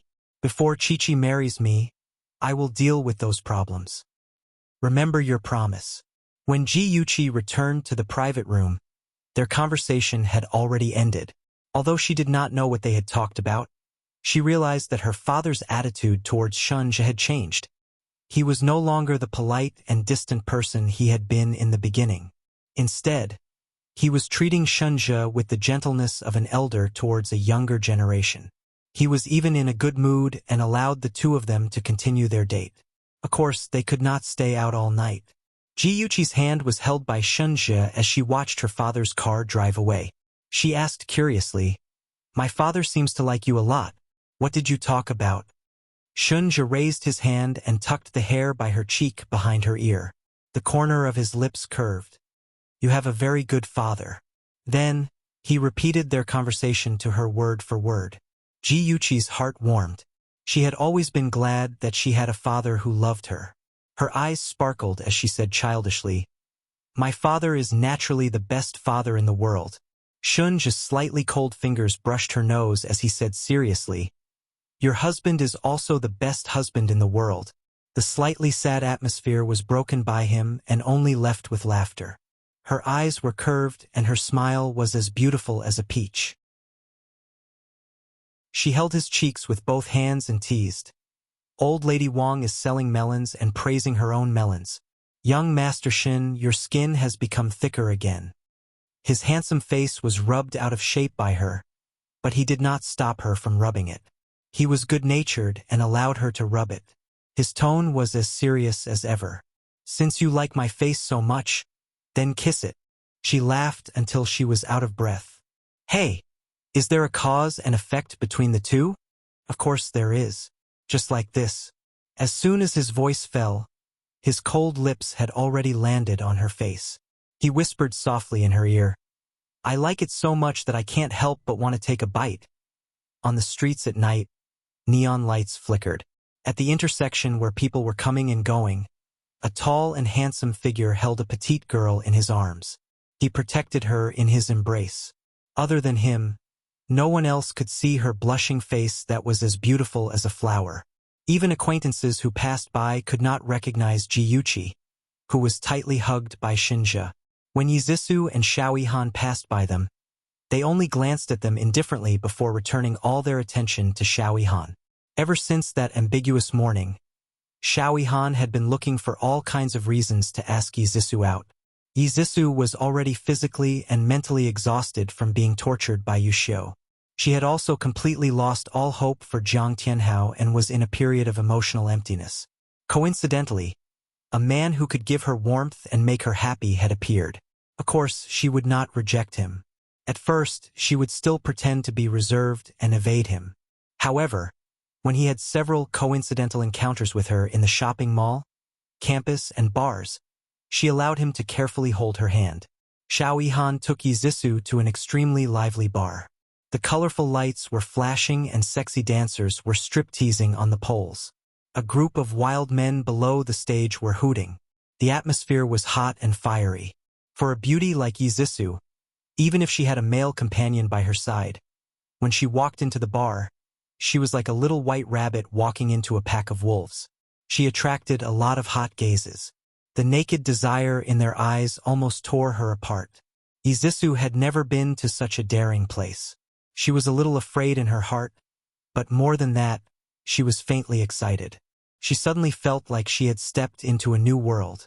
That kind of life where she was the center of attention and sought after by men made her blood begin to boil. Xiao Han turned his head and saw the fire hidden in her eyes. The corners of his lips curled up mockingly. The so-called White Lotus goddess, after taking off her outer clothes, was nothing more than a loose woman. The wild music started to play. All kinds of men and women on the dance floor swayed their waists and buttocks in the wind. There were already men and women who could not help but hide in the corner and make out discordant sounds. Yizisu and Xiao Han were also on the dance floor. They were using the wild dance to release their emotions. Unknowingly, the deafening electronic music turned into soothing music. Xiao Han stretched out his long arm and pulled Yizisu into his embrace. She was still in a state of excitement. Her beautiful eyes were sparkling and her cheeks were rosy, just like a cute apple. Xiao Han's eyes darkened. He slowly leaned over and kissed her lips. She subconsciously wanted to push him away, but he held her hand tightly and deepened the kiss. At this moment, Yizisu's hearing became more sensitive. She could clearly hear the sound of her heart beating faster. She could also hear the sounds of couples kissing around her. Her heart trembled.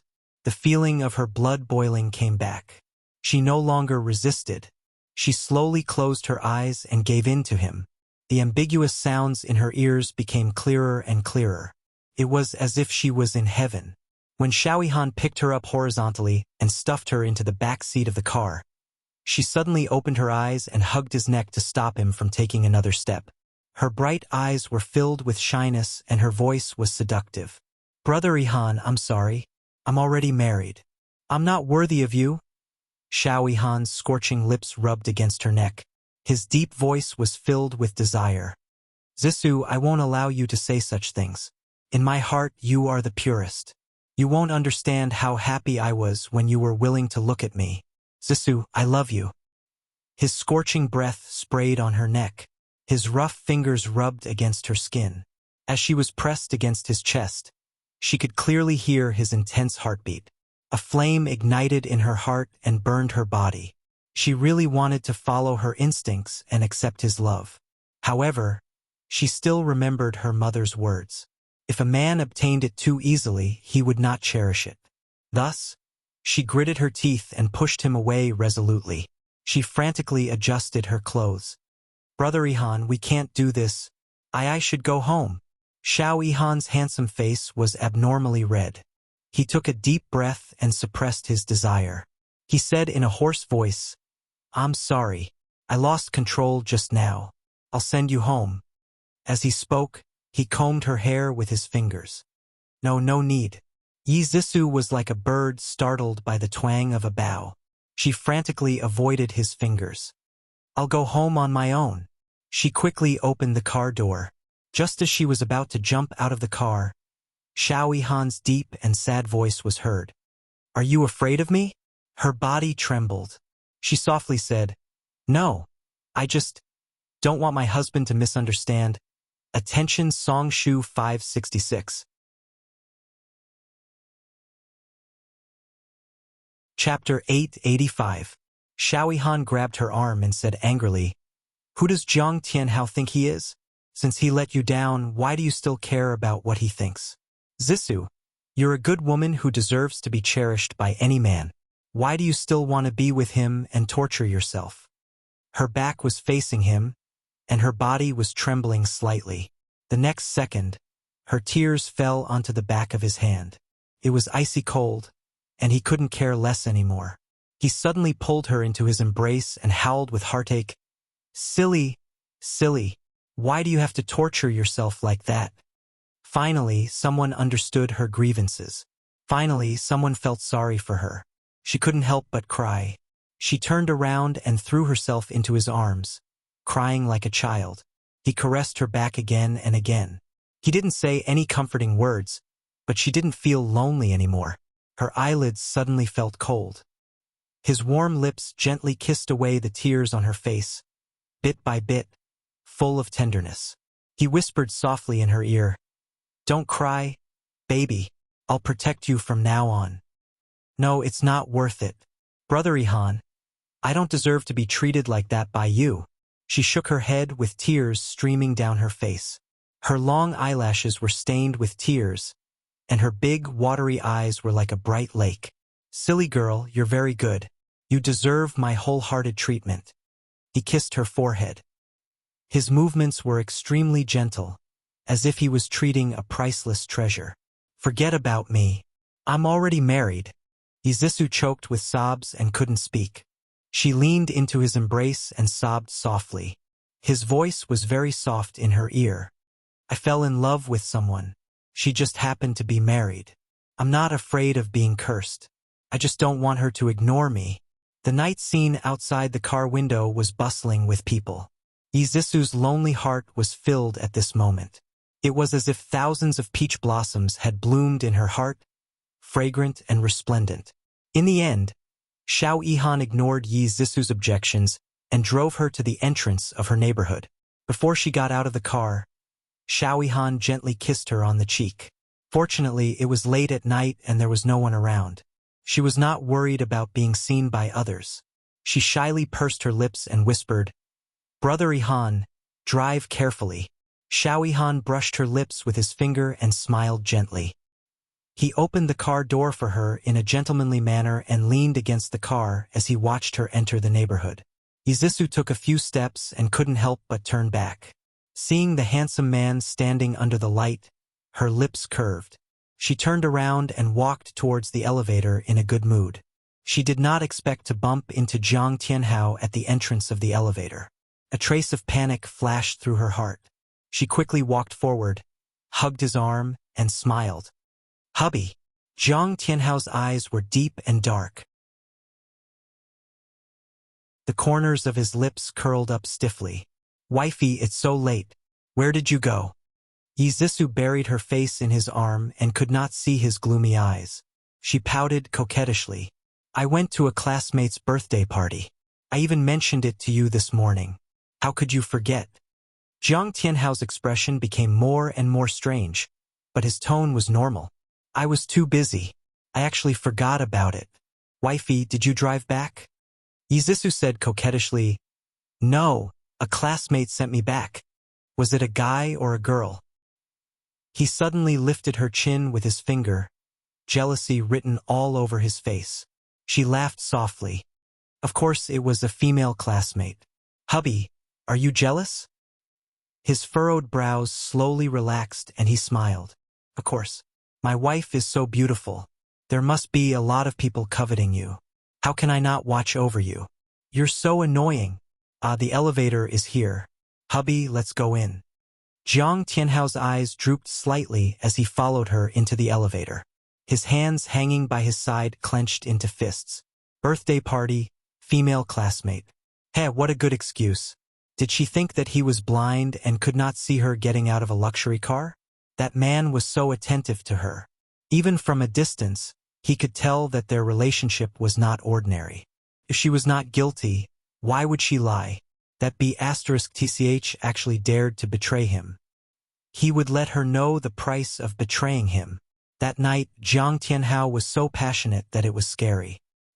He did not wait for her to prepare and forcefully entered her. She was in so much pain that she almost cried.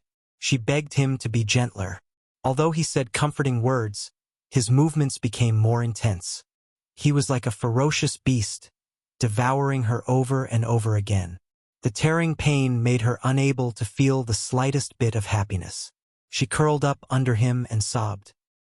He roared, and after venting, he hugged her in his arms. His right arm wrapped around her neck with great strength. His pitch-black eyes were cold, but his voice was low and gentle. "I'm sorry, wife. I lost control just now. Does it hurt a lot?" Izisu cried like a tearful person. She never knew that being forced to do such a thing would be so painful. She hit his chest resentfully. "Woo-woo, I told you to be gentler. It hurts so much." All right, baby, don't cry. Let me see." Jiang Tianhao ignored her struggles and lifted the blanket covering her body. Sure enough, that place was already muddy, torn, and swollen. It was like a delicate flower that had been ruthlessly ravaged. It was pitiful but also had a kind of miserable beauty. Suddenly, a tyrannical pleasure rose from his bones. Destroy her. This thought flooded into his mind like a tide. The wind rolled and surged wildly. He suddenly clenched his fists and closed his eyes, temporarily suppressing his desire to torture her. He took out a tube of ointment from the drawer and carefully applied it on her. There was no nitpicking about the feelings of guilt and pity. It was as perfect as the 24 filial piety husband in the past. On this night, Jiang Tianhao seemed to have discovered a new world and stepped into a new world. He released the violent and bloodthirsty in his bones and tried new things on Yizisu. He began to be passionate about cross-dressing games and would even use sex toys to liven things up. Yizisu was tortured to death by him every time. She couldn't believe how cruel this well-dressed man in front of her was. In just a few days, she lost a lot of weight. Every night, the thing she was most afraid of was Jiang Tianhao walking into the bedroom and taking out his latest game. She shivered and cried for mercy, but he was unmoved and still tortured her. After it was over, he was as gentle as before and sincerely begged for her forgiveness. Sex/violence. This word circled in Yi Zisu's mind. However, she was too embarrassed to say it out loud and didn't dare to tell anyone. She was glorious in front of others, but in private, she swallowed her bitterness into her stomach. She became more and more afraid and didn't want to persist anymore. The idea of divorcing Jiang Tianhao became stronger and stronger. Finally, she asked Xiao Yihan out. This was the first time the two of them met after Xiao Yihan expressed his feelings for her. The two of them agreed to meet at a high-class clubhouse. Yizisu was wearing a high-collared shirt and black high-waisted pants, wrapping herself up tightly. When Xiao Yihan saw her, he frowned and said with pity, "Zisu, why have you lost so much weight? Are you sick?" Yizisu forced a smile. "No, I'm fine. Brother Yihan, let me pour you a cup of tea." Under Xiao Yihan's suspicious gaze, her slender fingers grasped the purple clay teapot and slowly poured the tea. As she poured the tea, the red marks on her wrist naturally appeared. She didn't notice it and smiled slightly. "Brother Yihan, please have some tea." Xiao Yihan didn't take the teacup. He stared coldly at her wrist. In the next second, he grabbed her arm and, under her panicked gaze, quickly rolled up her sleeve. At that moment, it was a ghastly sight.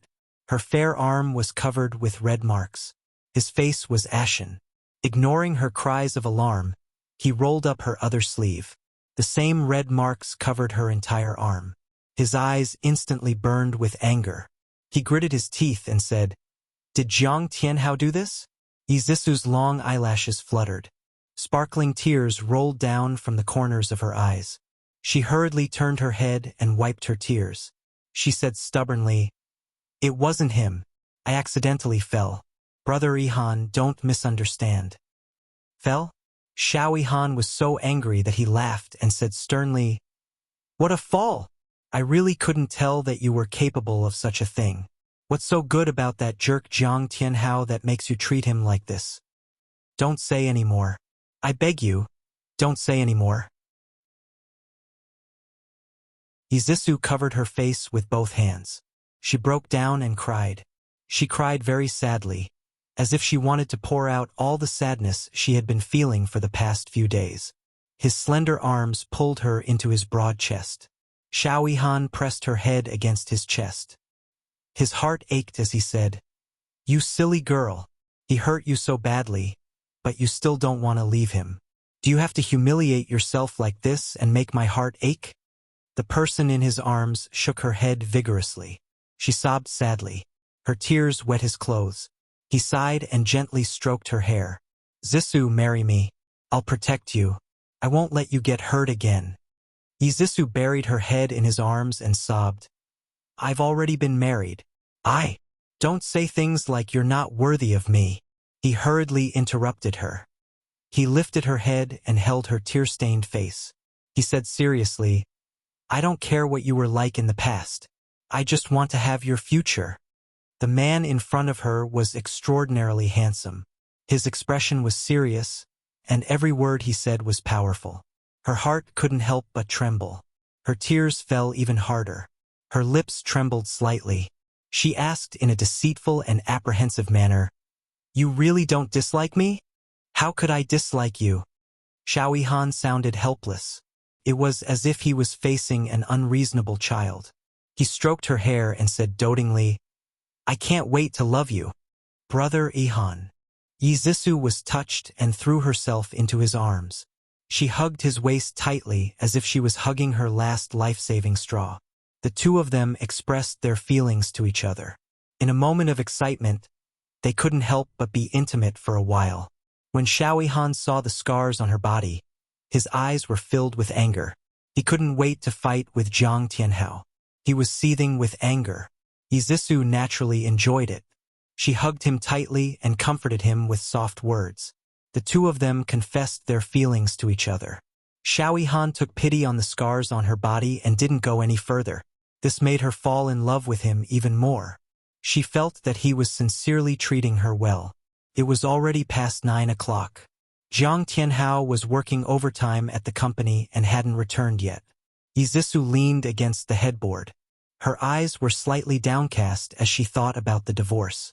Jiang Tianhao used her to climb up the social ladder and caused her to be so miserable. She wouldn't let him off. Before the divorce, she wanted to take revenge and take back everything he had. These things originally belonged to her. Attention, Xinwu 799. Chapter 886. Honey, I'm back. Jiang Tianhao pushed open the door and came in. He was holding his coat with one hand and tugging at his tie with the other. There was a hint of tiredness between his brows. Yi Zixu hurriedly got off the bed and helped him untie his tie. She smiled gently. "Hubby, you've worked hard. Have you eaten?" "Yes, I've eaten. I'm going to take a shower first. You should sleep early." Jiang Tianhao hugged her and kissed her on the cheek. This meant that he was going to let her go tonight. Yi Zixu secretly breathed a sigh of relief. Her smile became even gentler. "I'm not sleepy yet. I'll wait for you." Jiang Tianhao said okay, and turned to walk to the bathroom. Yi Zixu took out clean underwear and a bathrobe from the closet and sent him to the door. Yi Zixu lay down on her side and closed her eyes to sleep. Her mind was still thinking about things. When Jiang Tianhao finished showering and hugged her from behind, her body suddenly trembled. This was a kind of instinctive fear that she could no longer control. As if he didn't notice, he pulled her into his arms and gently kissed her hair. He whispered, "Good night, honey. Good night." Only at this moment did her tense body relax. In the darkness, she opened her eyes and coldly stared at a certain spot. Her bright eyes burned with the flames of hatred. Jiang Tianhao also opened his eyes and stared at the back of her head with a complicated expression. This afternoon, Ji Bowen called him to the office and asked him about his and Yi Zixu's life. He also asked him to treat Yi Zixu well and not let her suffer. He agreed to everything. He also realized that he couldn't mistreat Yi Zixu too much. Otherwise, if she couldn't take it and ran to Ji Bowen to complain, it would definitely cause Ji Bowen to be dissatisfied with him. Alas, he had to endure humiliation for the greater good. The woman in his arms, it would be better to slowly teach her a lesson. After that, Yi Zixu's life got a lot better. Although Yuxiu was still bothering her, at least Jiang Tianhao was no longer tormenting her. She had time to catch her breath. She discussed with Xiao Yihan that they would not divorce for the time being. She wanted to destroy Jiang Tianhao first. Although Jiang Tianhao was a black-hearted person, he still had real talent and knowledge. Therefore, in just a few months, he was able to shine in the marketing department. As the company's key training target, the task of negotiating between G Group and Global Department Store Group naturally fell on his head. For this reason, Ji Bowen specially called him to the office and told him that he must prepare well and complete the task well. The board of directors attached great importance to this negotiation. If he did well, he would soon be promoted to deputy director of the marketing department. With such a good opportunity to climb up the ranks, Jiang Tianhao naturally would not give up.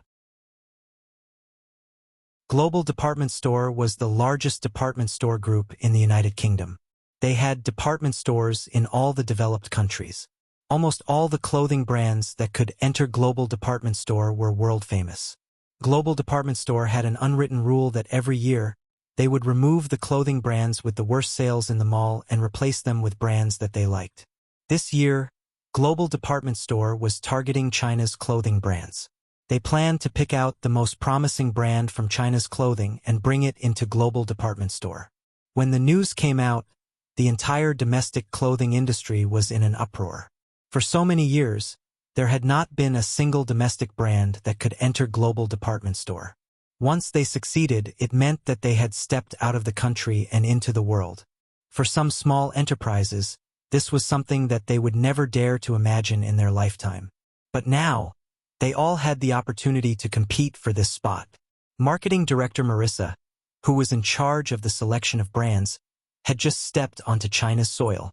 Many manufacturers had designs on her and tried all kinds of ways to get close to her. Unfortunately, even if they knew the flight she was on, no one knew what she looked like, let alone her whereabouts. There was simply no way to get close to her. Jiang Tianhao was proud of his talent and disdained to play tricks.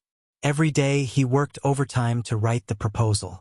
He was secretly determined to conquer Marissa with his talent. On the other hand, Ji Yuqi also attached great importance to this selection. Her slender fingers tapped lightly on the office desk. Her charming phoenix eyes narrowed slightly as she recalled the situation in her previous life. This selection was held a year earlier than in her previous life. Perhaps it was because of her rebirth that some things had changed due to the butterfly effect. In her previous life, the person who won the selection was Jiang Tianhao. It was because of this that he gained the recognition of his father and the board of directors and climbed to the position of marketing director. Don't underestimate this position. It was the most important step for Jiang Tianhao to get close to the center of power. She snorted coldly. This time, with her around, he could forget about getting his way. Although the G Group's business was important, protecting the G Group was even more important. Thus, she would rather the G Group give up this fat piece of meat to chase him out of the G Group. Moreover, if Free could get this piece of meat, it could be considered as keeping the goodies within the family. The ones who would benefit would be her own family. This was a good deal. The corners of Ji Yuqi's lips curled up, and a determined smile appeared on her exquisite face. Her phone suddenly rang. She stopped smiling and put the phone to her ear. "How's the matter going?"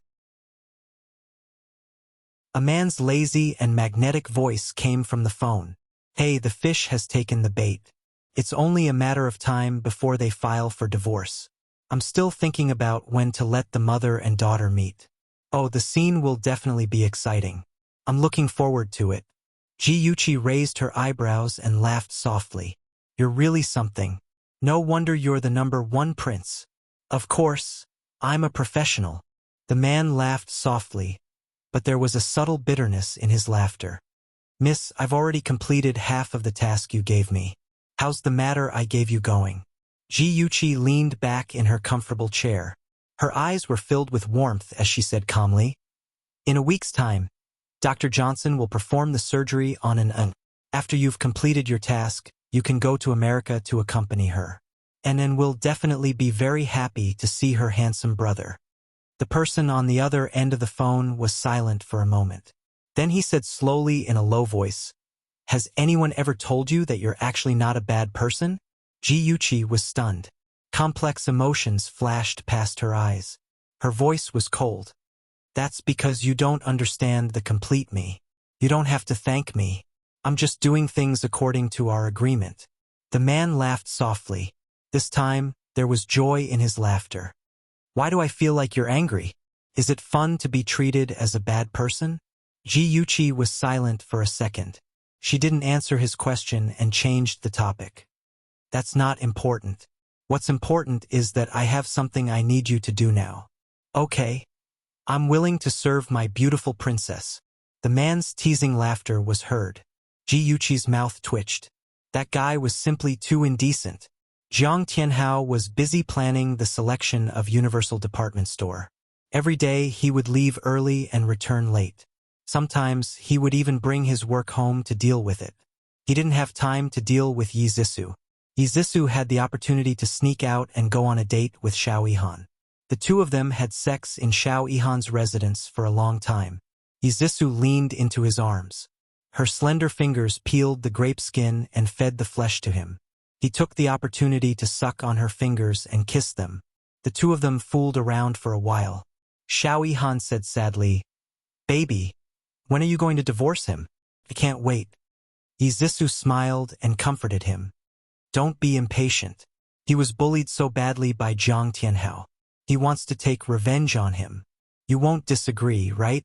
Xiao Han's eyes lit up and he was in high spirits. "I thought you couldn't bear to part with him.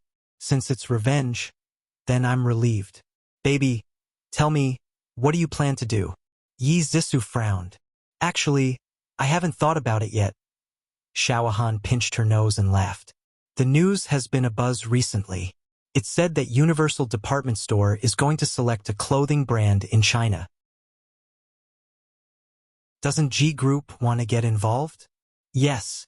Zhang Tianhao has been busy with this recently." She suddenly looked up at him and narrowed her eyes. "Brother Han, do you have a good idea?" Xiao Han raised his eyebrows and said patiently, "What if Zhang Tianhao doesn't get a spot in the selection this time?" Yi Zissou's eyes narrowed. She smiled and kissed his smooth chin. She said coquettishly, "Brother Han, you're so smart." All the clothing companies participating in the selection emailed their plans to Miss Marissa's assistant. A week later, Marissa announced the final list of companies participating in the selection. There were a total of 5 companies, including G Group and Free Company. The final selection was set to be held on Monday at the 5-star hotel where Marissa was staying. Zhang Tianhao had organized the information the night before and put it in his briefcase. Just in case, he even locked his briefcase in the drawer of his desk. At 8:30 a.m. on Monday, Zhang Tianhao walked into the conference room of the 5-star hotel with his briefcase and 2 colleagues. There were already 3 people sitting in the luxuriously decorated conference room. One of them was Qing Sang, who represented Free Company in the selection. She sat in her seat expressionlessly, with a proposal and information in her hands, waiting for Marissa's arrival. At 9:00 a.m. sharp, the heavy wooden door was pushed open. A tall Western beauty with blonde hair and blue eyes walked in slowly in high heels.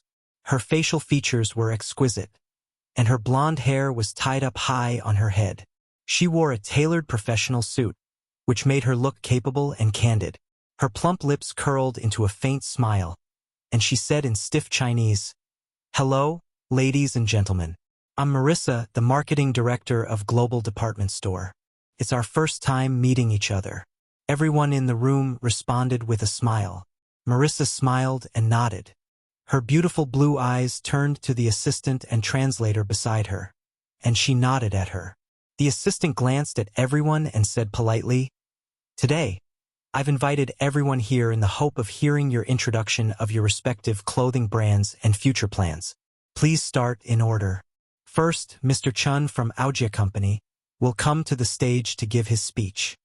A handsome middle-aged man in a suit and leather shoes stood up and walked towards the podium.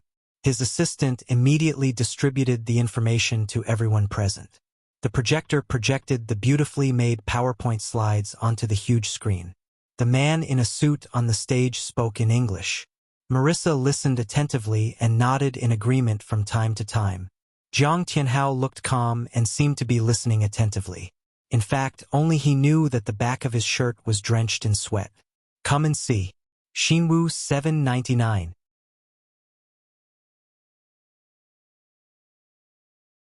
Chapter 887. It would be a lie to say that he wasn't nervous. This was the first time he was facing such an important meeting after graduating from university. This meeting could be said to be a turning point in his life. He could only succeed, not fail. Qing Sang calmly glanced at Zhang Tianhao's tightly clenched fingers, and her lips curled into a faint sneer. "Next, let's welcome Miss Qing Sang from Free Company." Qing Sang was in 4th place, and the person behind her was Zhang Tianhao. She didn't look nervous at all, and her beautiful face was still expressionless. Her hair was combed neatly, and she wore a professional suit. She actually had the noble and elegant temperament of a queen. Her deep eyes calmly looked down at the audience, and her words were clear, and she calmly and rationally expressed her views. There was always a magnetic field between similar people. Marissa's impression of Qingsang slowly increased. When Qingsang finished speaking, she even smiled and clapped, praising her in broken Chinese. Excellent! As the person who spoke after Qingsang, Jiang Tianhao felt even more pressure. He even wanted to pull at his tie, but in the end he restrained himself. Finally, let's welcome Mr. Jiang from G Group to the stage. Jiang Tianhao took a deep breath and walked up to the stage with steady and confident steps. He inserted the USB drive into the port and opened the folder that he had opened countless times. Click, click. The sound of the mouse clicking. When he saw the names of the files displayed on the screen, Jiang Tianhao's pupils suddenly shrank, and his mind went blank. A bone-chilling chill suddenly rose from the soles of his feet to the top of his head, and he was so cold that he almost trembled. The screen was full of wretched file names. Hardcore movies, porn videos, training and abusive sex, handcuffs, candles, small leather whips, and so on. Everyone was stunned by the things on the projection screen, and the room was frighteningly quiet. Cold sweat dripped from Jiang Tianhao's forehead as he hurriedly closed the folder. Unexpectedly, his hand trembled and he clicked on a video. The scene immediately changed to a naked man and woman. The man was using a leather whip to whip the woman, and he was swearing obscenely. The sound of panting and the low voice resounded throughout the entire conference room. More than 10 men present all stared at the projection, dumbfounded. Some with poor self-control even raised small flags and awkwardly crossed their legs to cover their disobedient parts.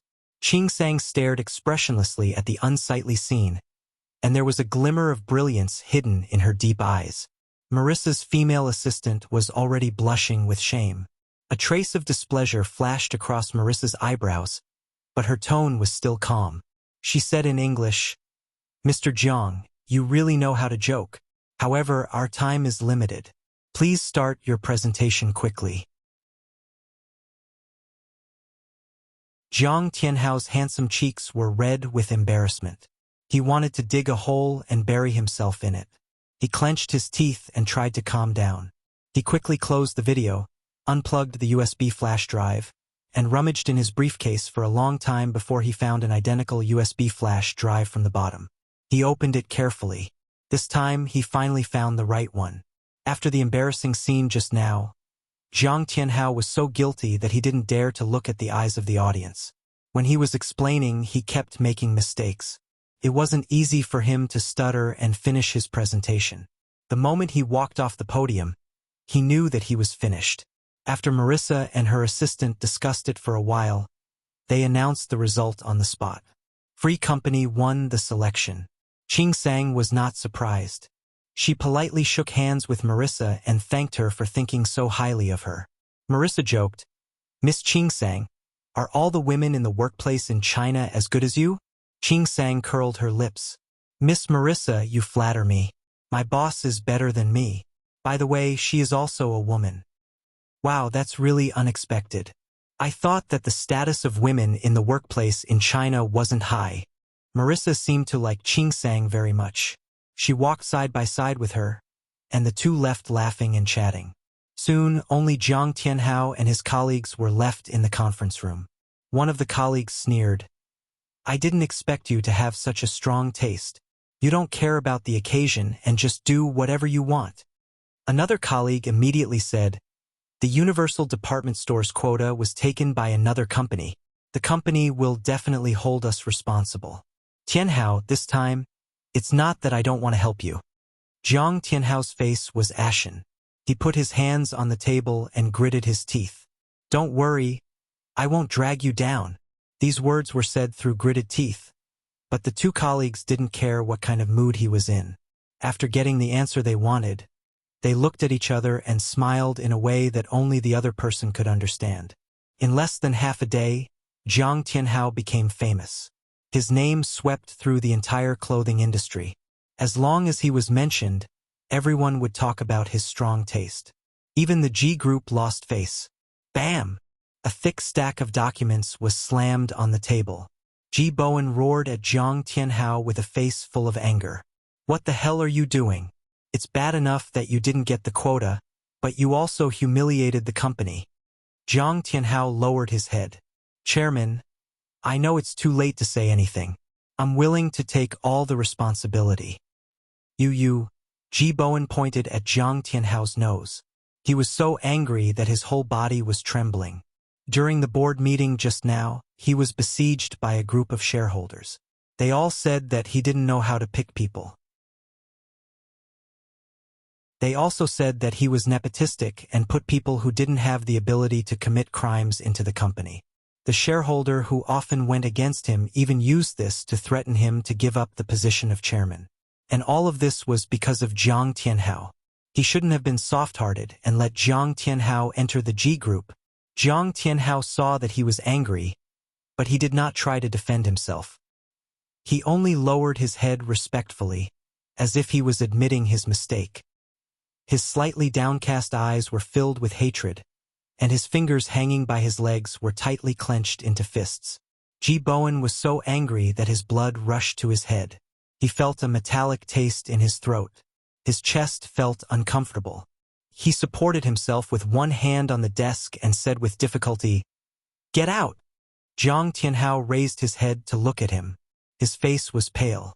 He opened his mouth and gasped for breath. He pressed one hand on his chest and the other hand rubbed the drawer as if he was looking for something. "Father-in-law, are you okay?" Ji Bowen had already taken out a medicine bottle. He poured out 2 pills and swallowed them. When his chest felt better, he said sternly, "Get out. I don't want to talk to you right now." Jiang Tianhao didn't say anything. He obediently left the room. His eyes, which were covered by his fringe, were filled with hostility.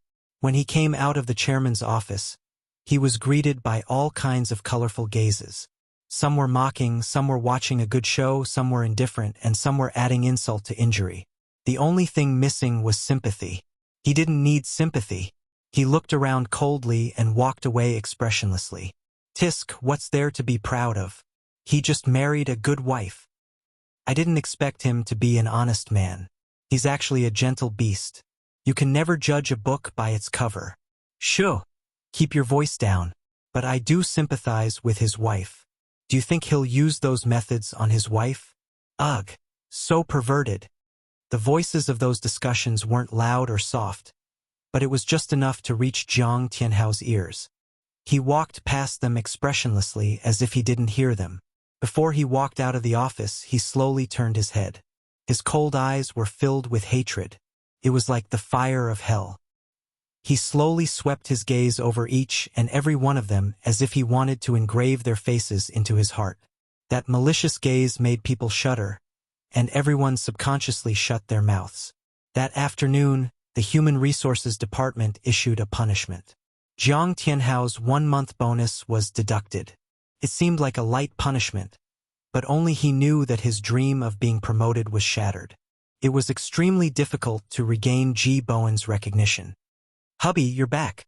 How was it? Did the selection go smoothly?" The moment Jiang Tianhao rang the doorbell, Yizisu immediately opened the door and considerately took the briefcase from his hands.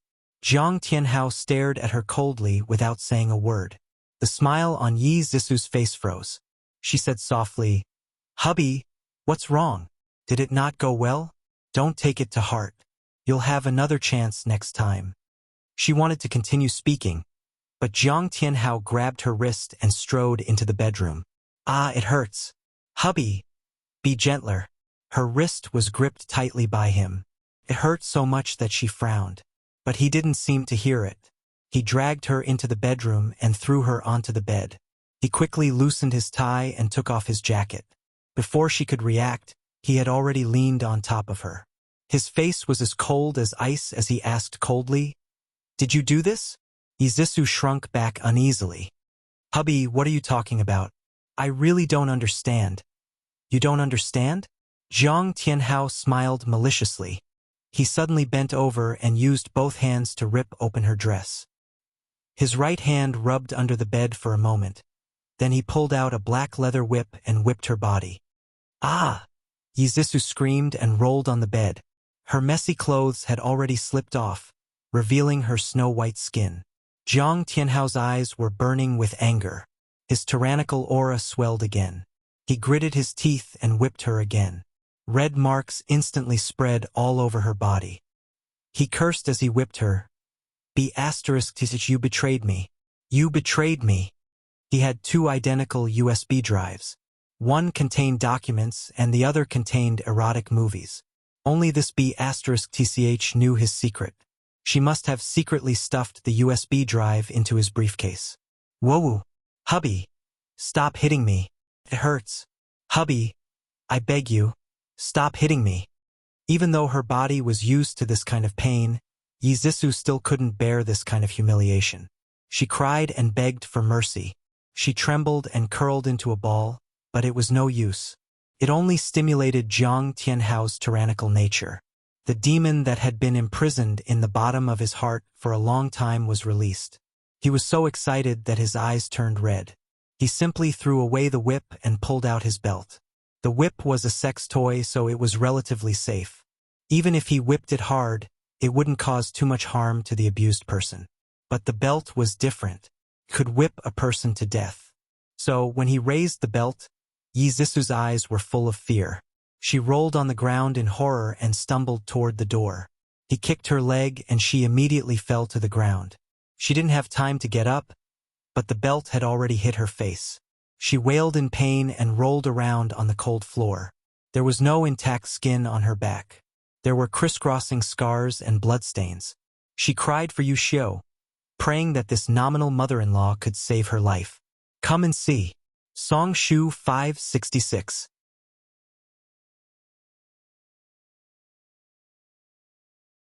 Chapter 888. Yu Xiu stood outside the master bedroom, hesitating. She knew that her son was abusing Yi Zissou.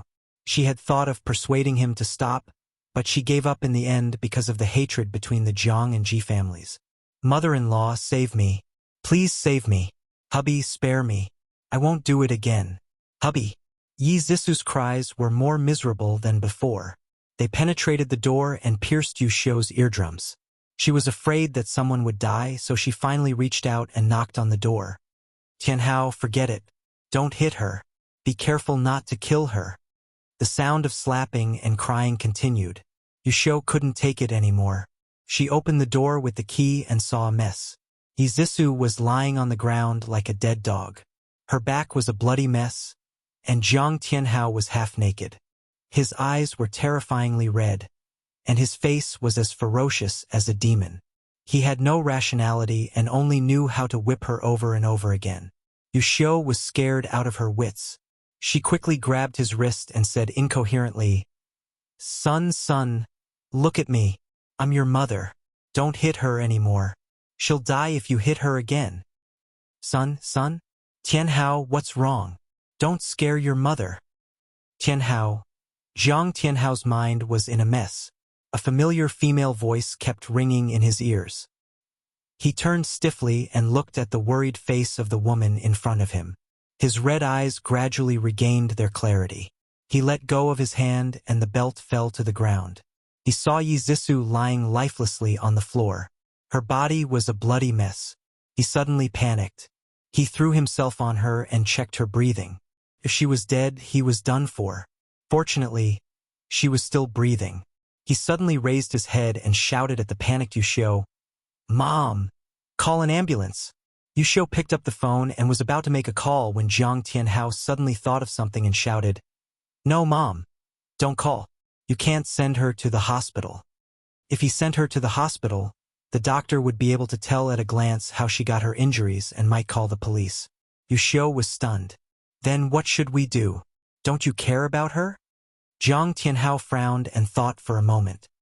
He quickly walked into the bedroom, took out a clean blanket, and wrapped it around her from head to toe. He then carried her and said quickly, Mom, I'll take her to the clinic. You stay at home and don't tell anyone about her injury. Okay. I got it. Hurry up and go. Jiang Tianhao pursed his lips and carried Yi Zissou downstairs. After stuffing her into the back seat of the car, he drove the car around the brightly lit streets. Finally, he saw a small clinic with its lights on in an alley. He stopped the car without hesitation and carried her out. The night shift was a man in his 40s. He had a round face and a chubby body. When he smiled, his eyes narrowed into slits and he gave off a sly vibe. Jiang Tianhao stuffed a thick stack of money into his hands and said in a low voice, "My wife accidentally fell and hurt herself. Could you please treat her wound, doctor?" "Don't worry. With me here, your wife will be fine." The doctor smiled and put away the red packet as if nothing had happened. He lifted the blanket and his pupils shrank. However, his expression didn't change and he said calmly, "Wait outside for a moment. I'm going to treat the patient's wound." Jiang Tianhao retreated out of the room. The doctor carefully examined Yi Zisu's wound and shook his head. It was obvious that she was beaten by her husband. She was really pitiful. However, it was none of his business. As long as he could earn money, it was fine. The doctor spent nearly half an hour treating Yi Zisu's wound. He applied medicine and gave her a bottle of anti-inflammatory 4-drip. Then he opened the door and signaled Jiang Tianhao to go in. Yi Zisu was still unconscious. Jiang Tianhao sat beside her and saw her frown. Her face was pale and she looked like she was in pain. He only felt his heart was in a mess. He originally wanted to teach her a lesson, but he didn't expect that he would lose control of his emotions and beat her until she was seriously injured. Don't hit me. Sob, sob, sob. It hurts. It hurts. Even though she was unconscious, she didn't sleep well. She kept having nightmares and talking in her sleep. Tears flowed from the corners of her eyes. Her pitiful appearance really made one's heart ache. Jiang Tianhao didn't feel any heartache. He only felt a headache. He didn't know how to comfort her when she woke up. He also didn't know how to explain it to her parents. He used a wet towel to wipe the tears on her face and coaxed her gently. "It's okay, honey. I won't hit you again. It's my fault." His words didn't have the effect of comforting her.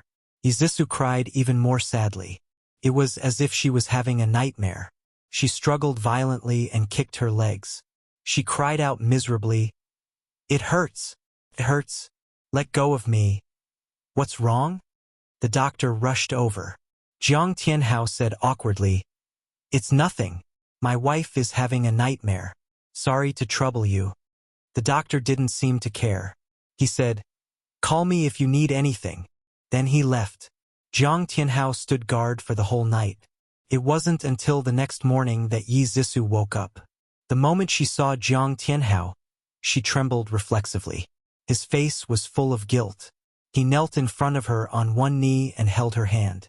He said softly, "Honey, I was wrong. I drank too much yesterday. That's why I did that. Please forgive me. Okay?" Yi Zisu flung his hand away. She turned around and buried her head in the blanket, crying. He hurriedly tried to remove the blanket from her head. "Honey, don't be like this. Be careful not to suffocate. It's all my fault. I really know that I was wrong. I won't hurt you again." A man's oath was like bullshit. Only the sound of it could be heard after it was released. Yi Zisu would never believe his vows again, but she would continue to put on an act. She cried very sadly, as if her heart was broken. No matter what he said, she would not listen to him. Jiang Tianhao had no choice. He called Yusho over. The mother and son went up together to persuade Yi Zisu. Yi Zisu still didn't listen. She cried until her voice was hoarse. Jiang Tianhao and his mother swore that they would never abuse her again. Only then did she slowly stop crying. Her eyes were red and swollen. She looked at Jiang Tianhao pitifully and said in a hoarse voice, "Hubby, I want to go home." Jiang Tianhao was overjoyed. He hurriedly said, "Okay, I'll take you home now." Yi Zisu shook her head and said softly, "I want to go back to the Ji family." Jiang Tianhao's expression changed. He was pained and guilty. "Wife, are you still not willing to forgive me?" Her eyelashes fluttered, and her tears fell again. She seemed to feel that it was inappropriate, so she quickly wiped them away and explained softly, "Hubby, don't let your imagination run wild. I just miss my mother." She looked at him with her big, watery eyes, full of expectation. "Hubby, is that okay? Can I go home?" If he didn't agree to such a small request, then wouldn't his oath be insincere? Thinking about this, Jiang Tianhao did not reject her immediately. He stroked her hair and said softly, "You haven't recovered yet. Go home and stay for 2 days. When you've recovered, I'll accompany you back to your parents' home to visit mother-in-law." Yizisu nodded weakly. Jiang Tianhao's smile became gentler. His hanging heart fell back into his chest. He thought it would be difficult to deal with her, but he didn't expect it to be so easy. He was a little smug. It seemed that she still loved him a lot. She could even forgive him for being treated violently. That joy only lasted for a day. The next day, Jiang Tianhao was furious. Turned out that it was all a trap set by Yizisu. Yizisu agreed to go home with him because she had hidden a pinhole camera in her bedroom. It recorded the entire process of her being abused by Jiang Tianhao. She had to go back and take the memory card in the camera. After removing the memory card, she took advantage of the time when Jiang Tianhao went to work and Yushio went grocery shopping to pack her luggage. Then, she drove her car back to her parents' home. "Mom, you have to help me." Yizisu immediately threw herself on Chen Tingfang when she returned to the Ji family. She cried miserably and listed Jiang Tianhao's crimes. She even took off her coat to show the evidence, which made Chen Tingfang's heart ache. She called Jiang Tianhao a bastard and scolded him. Yizisu used the scars all over her body to make Chen Tingfang feel sorry for her. She hugged her mother's arm and said sadly, "Mom, I don't want to live with him anymore. Otherwise, I'll be killed by him sooner or later." Divorce decisively. Even if my daughter can't get married, she can't be ruined by that kind of scum. Yizisu took out the memory card and said with tears in her eyes, "Mom, this is evidence of him abusing me. You can't let him go. Good as expected of my daughter. I'll make sure he never has a chance to rise again." Chen Tingfang immediately called the Ji family's lawyer and asked him to handle the divorce between Yizisu and Jiang Tianhao. Ji Bowen was furious when he found out about Jiang Tianhao's actions. Even if Zisu wasn't his biological daughter, he still had fatherly feelings for her. He couldn't allow outsiders to bully her like this. He approved of Yizisu and Jiang Tianhao's divorce and informed the HR department to fire Jiang Tianhao. Jiang Tianhao was dumbfounded when he received the lawyer's letter. He couldn't believe that Yizisu would divorce him. Was she crazy? Before he could come back to his senses, the HR manager called him to the office and handed him a dismissal letter. Jiang Tianhao said emotionally, "Manager, what does this mean? Didn't the previous punishment already come out?" The HR manager said expressionlessly, "This is a personal message from the chairman. You have to hand over your work today. You don't have to come to work tomorrow." Ji Bowen's message?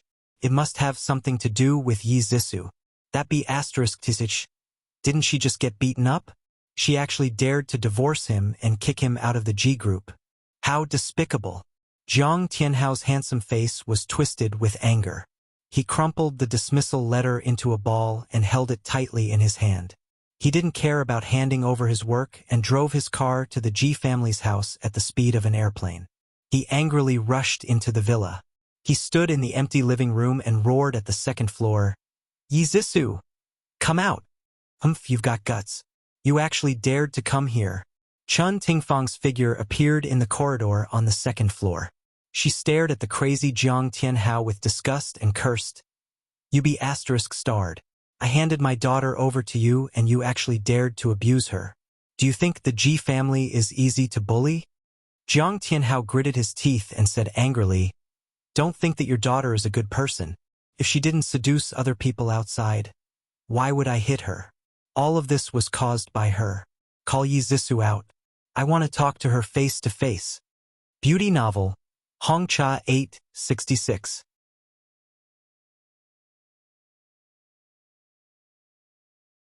Chapter 889. Bah, you're not clean, yet you dare to falsely accuse my daughter. You're shameless to the extreme. Let me tell you, Jiang Tianhao, if you obediently get a divorce and get out of the G group, I can still spare you this once on account of our past relationship. If you continue to pester me, don't blame me for being rude. Ha! I'd like to see how rude you can be. Jiang Tianhao suddenly laughed eerily. He was no longer impatient and instead sat down leisurely on the sofa. He looked coldly at the people upstairs. His eyes clouded over, and his tone was low and slow. If you don't want Ji Bowen to know what you've done, then call Yi Zissou out. Chun Tingfang's eyes narrowed, and her mind raced. She realized that Jiang Tianhao might have something on her.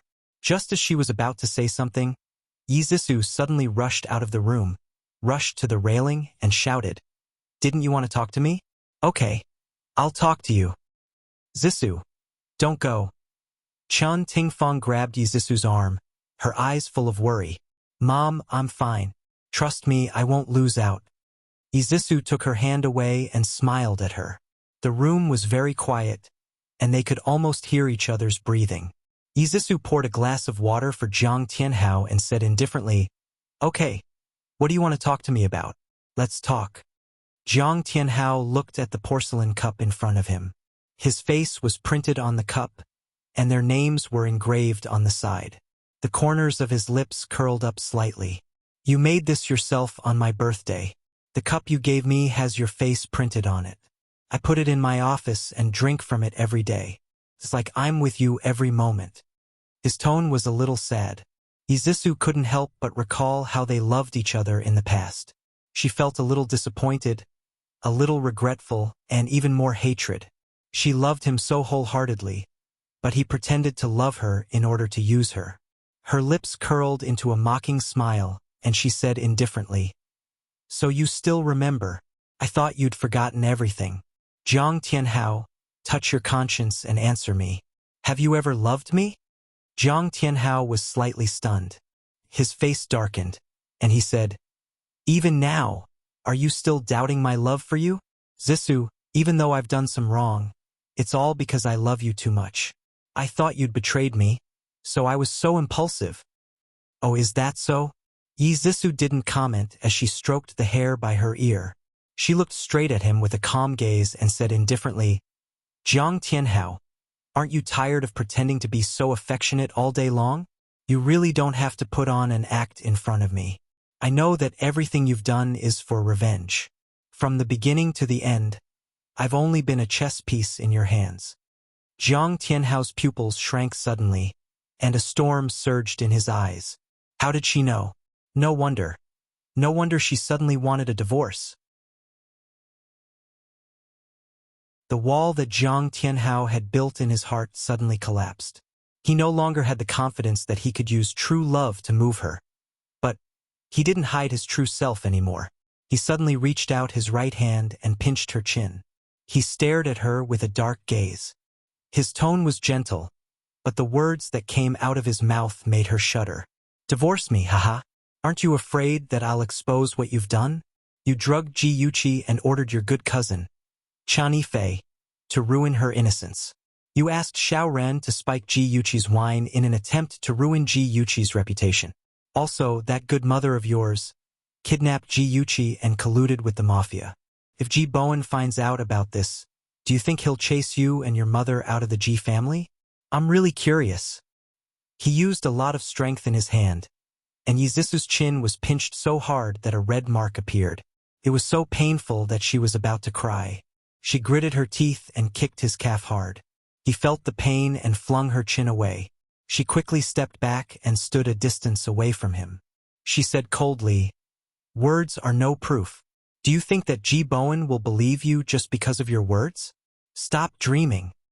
"Haha, who says words are no proof?" Jiang Tianhao endured the pain and took out his phone from his pocket. He pressed a button, and the sound of Yi Zissou and Chen Tingfang plotting to hurt Ji Yuqi immediately rang out in the room.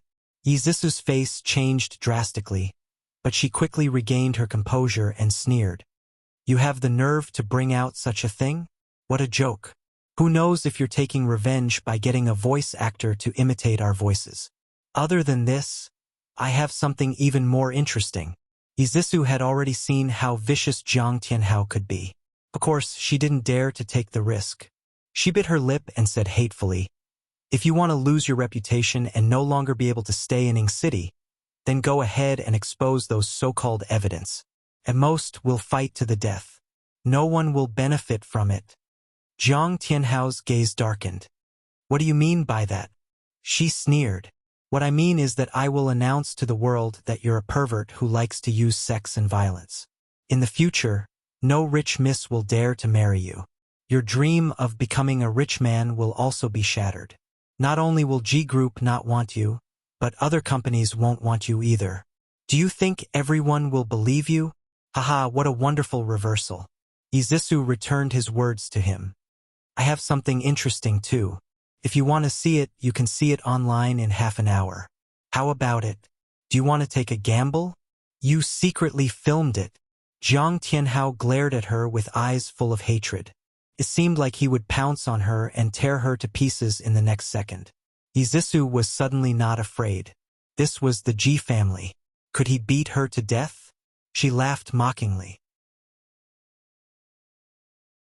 Yes, such an interesting scene of violence.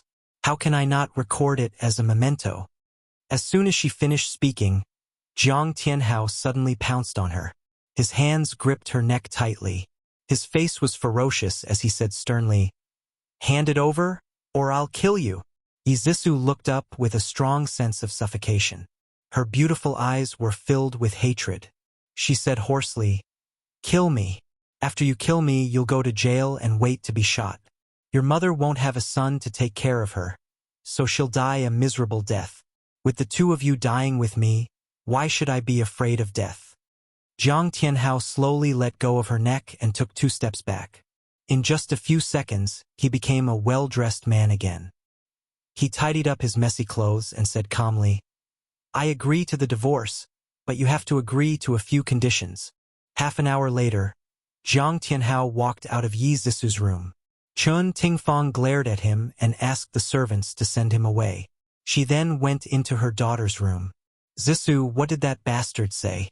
He didn't bully you, right?" Zisu's heart warmed. Her mother would always love her the most. Her eyes reddened and she said softly, "Mom, I've reached an agreement with him.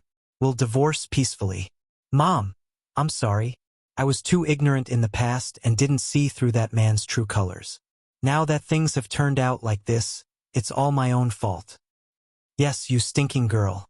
I advised you not to marry him, but you didn't listen." Chun Tingfang kept scolding her, but her eyes were gentle. She pulled her daughter into her arms and wiped her tears. Okay, don't cry. You're already so old, yet you're still crying. Don't you find it embarrassing?" "Mom." Yi Zisu threw herself into her arms and couldn't stop crying. Chun Tingfang comforted Yi Zisu for a while before she slowly stopped crying. She told her about the agreement with Jiang Tianhao in detail. "Neither of us can use the evidence in our hands to threaten each other, and we can't tell the public the real reason for the divorce. We can only say that our personalities don't match. In terms of property, the house will be mine, and the car will be his." Chun Tingfang was angry when she heard that. "Why? Our Ji family paid for the house and the car. Why should we give him the car?" "Mom, it's better to offend a gentleman than a villain. Jiang Tianhao is a villain. If giving him the car can shut his mouth and stop him from pestering me, I'll give it to him. Besides, he's been kicked out of the G Group by Uncle G. He can forget about basking in the glory of the G Group in the future. He has no connections and no money. It's not impossible for us to deal with him secretly in the future." Chun Tingfang smiled approvingly. "You're right, Zisu. You're much more mature than before. Mom can finally rest assured." After Yi Zisu and Jiang Tianhao reached an agreement, they divorced quietly. Yi Zisu gave them 3 days to move out of her house. Yusho cursed and scolded everyone in the Ji family. Jiang Tianhao quickly accepted reality. He quickly rented a small suite with 2 bedrooms and 1 living room and moved in with Yusho. However, it was easy to go from frugality to extravagance, but difficult to go from extravagance to frugality. The two of them were used to living in a luxurious house. They were used to living in a life where their clothes and food were served. They were not used to living in an unfurnished and cramped house. Yusho scolded Yi Zisu again. Jiang Tianhao became more and more irritated. He was busy looking for a job every day and had to listen to his mother's nagging. It was really annoying. Jiang Tianhao had lost face in the entire clothing industry. Naturally, the relevant companies were not willing to hire him. He was too embarrassed to go to their door and be humiliated. He thought highly of himself. He didn't want to go to small companies, and the big companies didn't want him. He procrastinated for a month and was still at home waiting for a job. In the end, he had to lower his sights and enter a small construction company. On the first day of work, he drove the BMW that Ji Bowen had given him when he got married, which attracted a lot of attention and suspicion. Even the HR manager tactfully reminded him not to be too ostentatious. It was inevitable that he would be ostracized by his new colleagues. Jiang Tianhao sat alone at the bar and drank alone. He looked at the man and woman dancing on the dance floor, and the wine in his mouth was so bitter that it was difficult to swallow. He was originally the pride of the school. He was originally the son-in-law of a rich family. He had the ambition to take back what belonged to him. Why had he fallen to such a state? He drank one glass after another. His vision gradually became blurry. He knew that he was drunk. He stood up shakily and staggered out.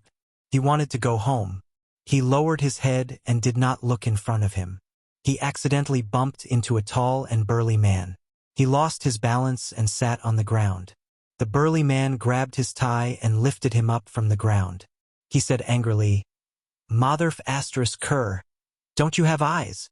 Jiang Tianhao felt uncomfortable being grabbed by the strong man.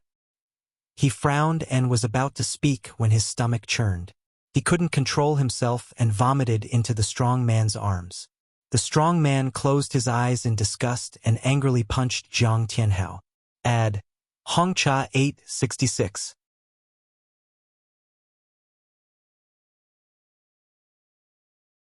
Chapter 890. F asterisk CK. That's disgusting. I'll beat you to death today. The burly man quickly took off his clothes. His arms were bare as he punched and kicked Jiang Tianhao, who was sprawled on the ground. The people around them watched anxiously, and no one dared to step forward to stop them. It was only when Jiang Tianhao lay motionless on the ground that the owner of the bar was afraid that he would die.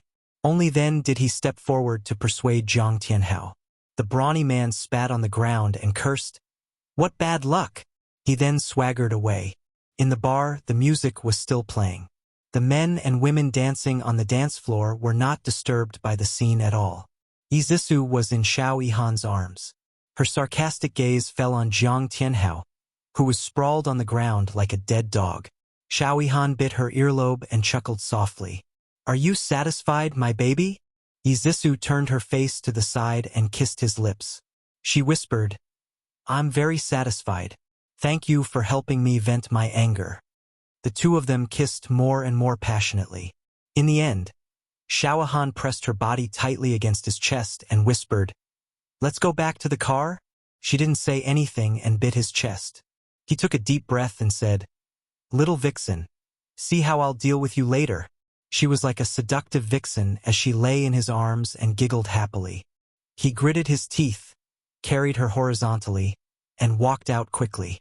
Jiang Tianhao happened to be sprawled in the middle of the road. He didn't hesitate to step over him. Yizisu leaned her face on Xiao Yihan's shoulder and stared at Jiang Tianhao with a half-smile. Her lips parted slightly as if she was saying something. Jiang Tianhao's entire body was in pain, and his cheeks were swollen like a pig's head. He struggled to open his eyes, and in a daze, he saw Yizisu lying on top of a man, giving him a strange smile. Jiang Tianhao's blood rushed to his heart, and his vision turned black as he fainted. After the divorce, Jiang Tianhao was down and out, but Yizisu was like a fish in water. She was rejuvenated. She started a new relationship without telling her family. She had a romantic relationship with Xiao Yihan and finally crossed the last line of defense. After coming out of the bar, the two of them were entangled endlessly. From the car to Xiao Yihan's apartment, the two of them hugged and kissed passionately. The wind howled throughout the night. The next day, when Yizisu woke up, she heard the sound of running water coming from the bathroom. The frosted glass door projected Xiao Yihan's tall and straight figure. She couldn't help but think of the wind from last night, and her cheeks burned. She got up weakly. Her clothes were torn and she couldn't wear them anymore. She casually picked up Xiao Yihan's shirt and put it on. Beep beep. Xiao Yihan's phone suddenly rang. It was the sound of a text message.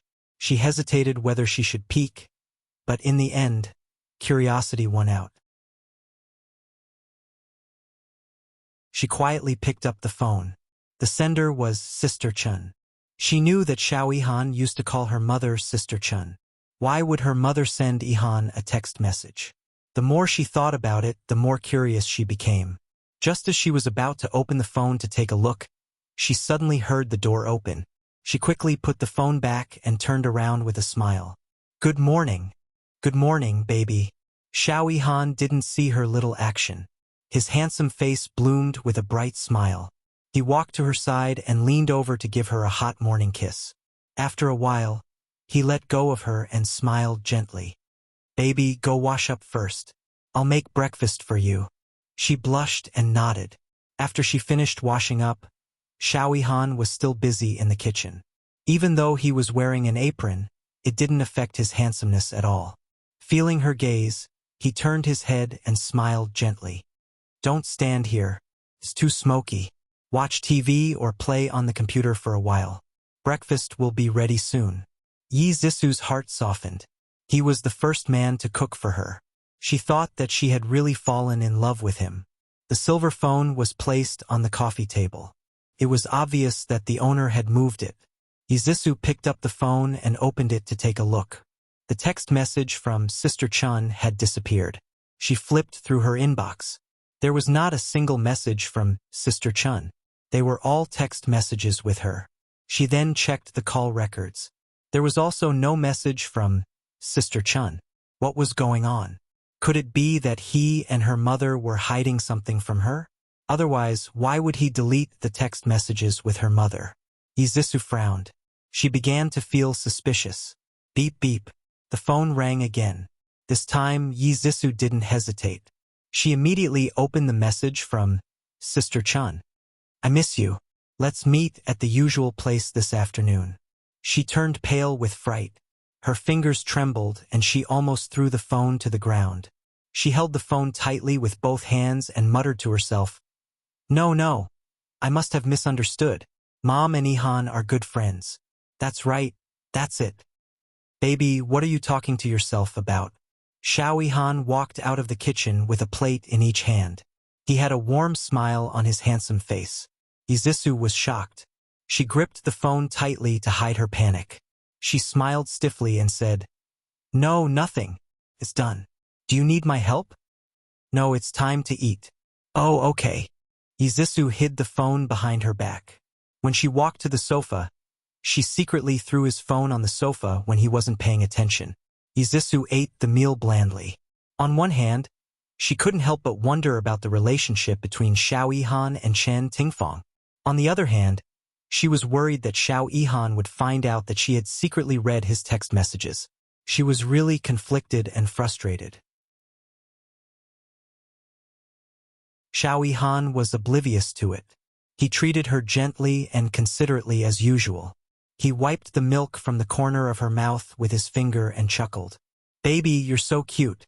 Yi Zisu wanted to reply with a smile, but she couldn't. After struggling for a long time, she finally mustered up the courage to say, Yihan, I heard your phone ring just now, and then I read your text messages. Do you blame me? A complicated look flashed across Xiao Yihan's eyes, but he maintained his smile. Silly, it's not a big deal. Why would I blame you? He took a sip of milk and asked casually, Who sent it? Yi Zisu stared into his eyes without blinking and said slowly, It's from my mom.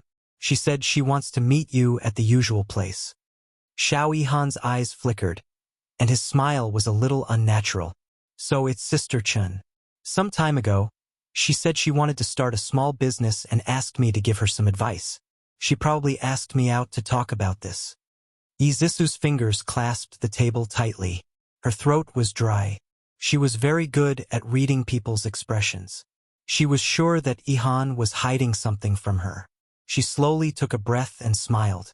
Since you have something to do in the afternoon, you don't have to accompany me. I'll go to the concert with my friends. Xiao Yihan held her hand and said apologetically, I'm sorry, baby. When I'm done, I'll make it up to you. It's okay. Business is more important. Yi Zisu's smile was very beautiful, but her heart was very uncomfortable. A chill actually stood her up for her mother. Between them, she couldn't think about it anymore. If she continued to think about it, she would go crazy. In the Grand Hotel lobby, a handsome man and a fashionably dressed woman wearing sunglasses walked side by side. When they stepped into the elevator, Yi Zisu immediately came out from behind a pillar in the lobby and quickly chased after them. The elevator stopped on the 12th floor. Yi Zisu watched as her mom, Chun Tingfang, held Xiao Yihan's arm and walked into room 1205. Why couldn't they talk in a cafe or a restaurant? Why did they have to talk face-to-face in a hotel room? Yi Zisu couldn't control her imagination anymore.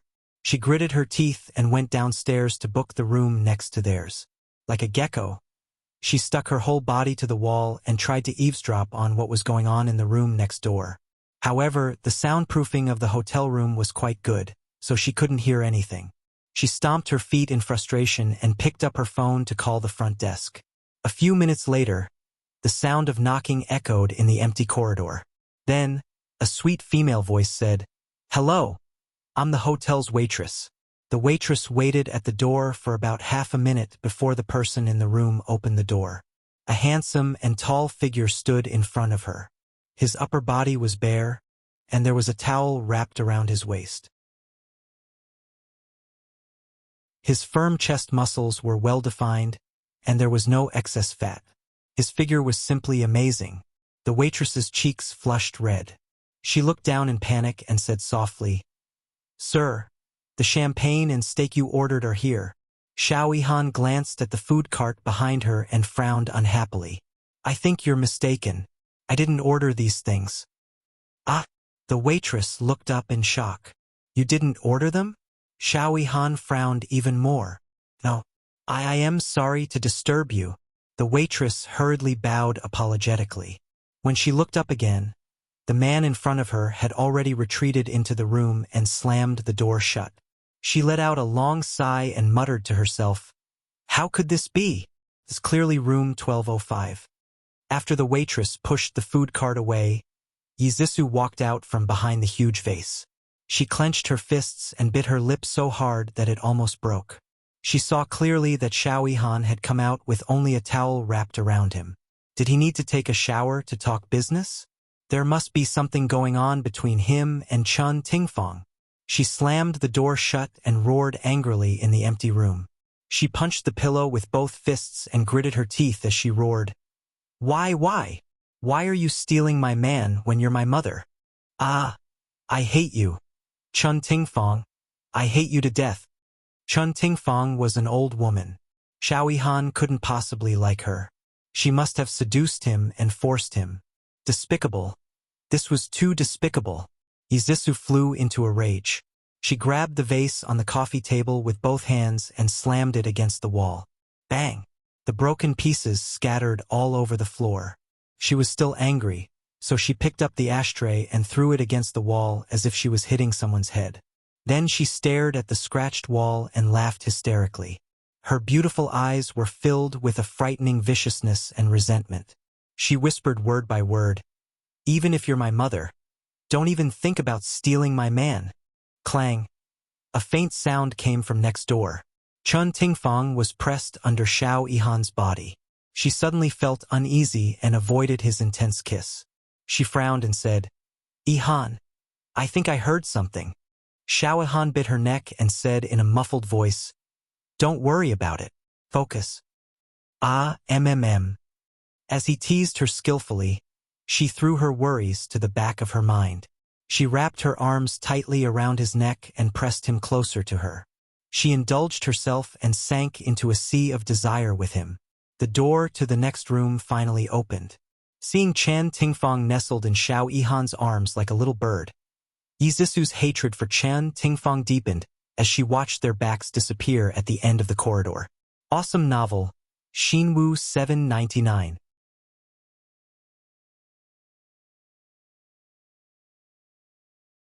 Chapter 891. That night, Yizisu did not return home. She stayed over at Xiao Yihan's house and passionately made love to him. She had a crazy thought in her mind. She wanted to squeeze him dry so that he would never be able to fool around with Chun Tingfang again. She knew that her thoughts were childish, but there was no way she could control it. Late at night, Xiao Yihan hugged her in his arms and fell into a deep sleep. She tried to call out his name, but he did not respond. She quietly withdrew from his arms and rummaged around the room barefooted. She wanted to find evidence of Chun Tingfang and Yihan having an affair.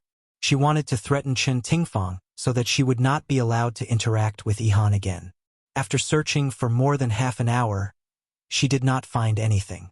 She did not even find a group photo. She sat in front of the desk dejectedly and messed up her hair with both hands. She was in an extremely bad mood. She inadvertently raised her head and saw the laptop on the desk. Her eyes suddenly lit up and she quickly turned it on. Password, what was the password? She bit her finger and entered Xiao Yihan's birthday. No. Then she entered Chun Tingfang's birthday. Still, it was not right. The third time, she hesitantly entered her own birthday. She actually succeeded. Yizisu felt a little better. She thought that Xiao Yihan must love her. Otherwise, he would not have used her birthday as the password. There were many photos and videos stored on the laptop. Yizisu opened them one by one to check, but she did not find what she was looking for.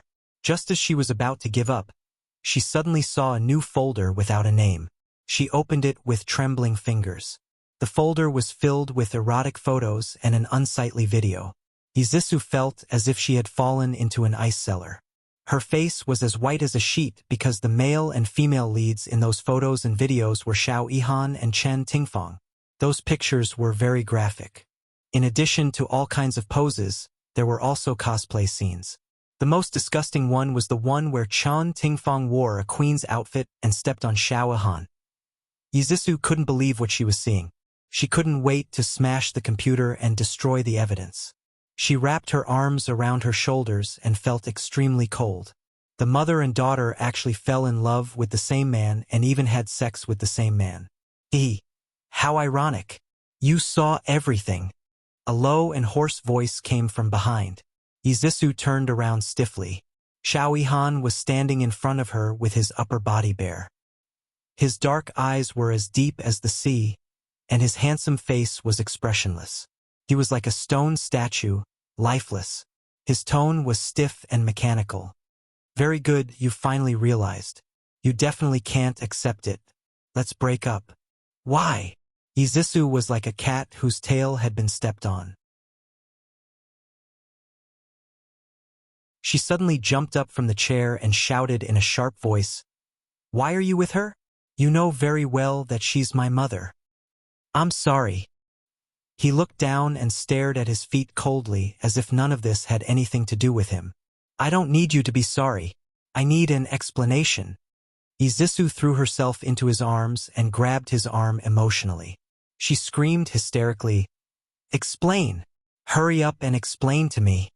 Xiao Yihan still looked down and clenched her fists.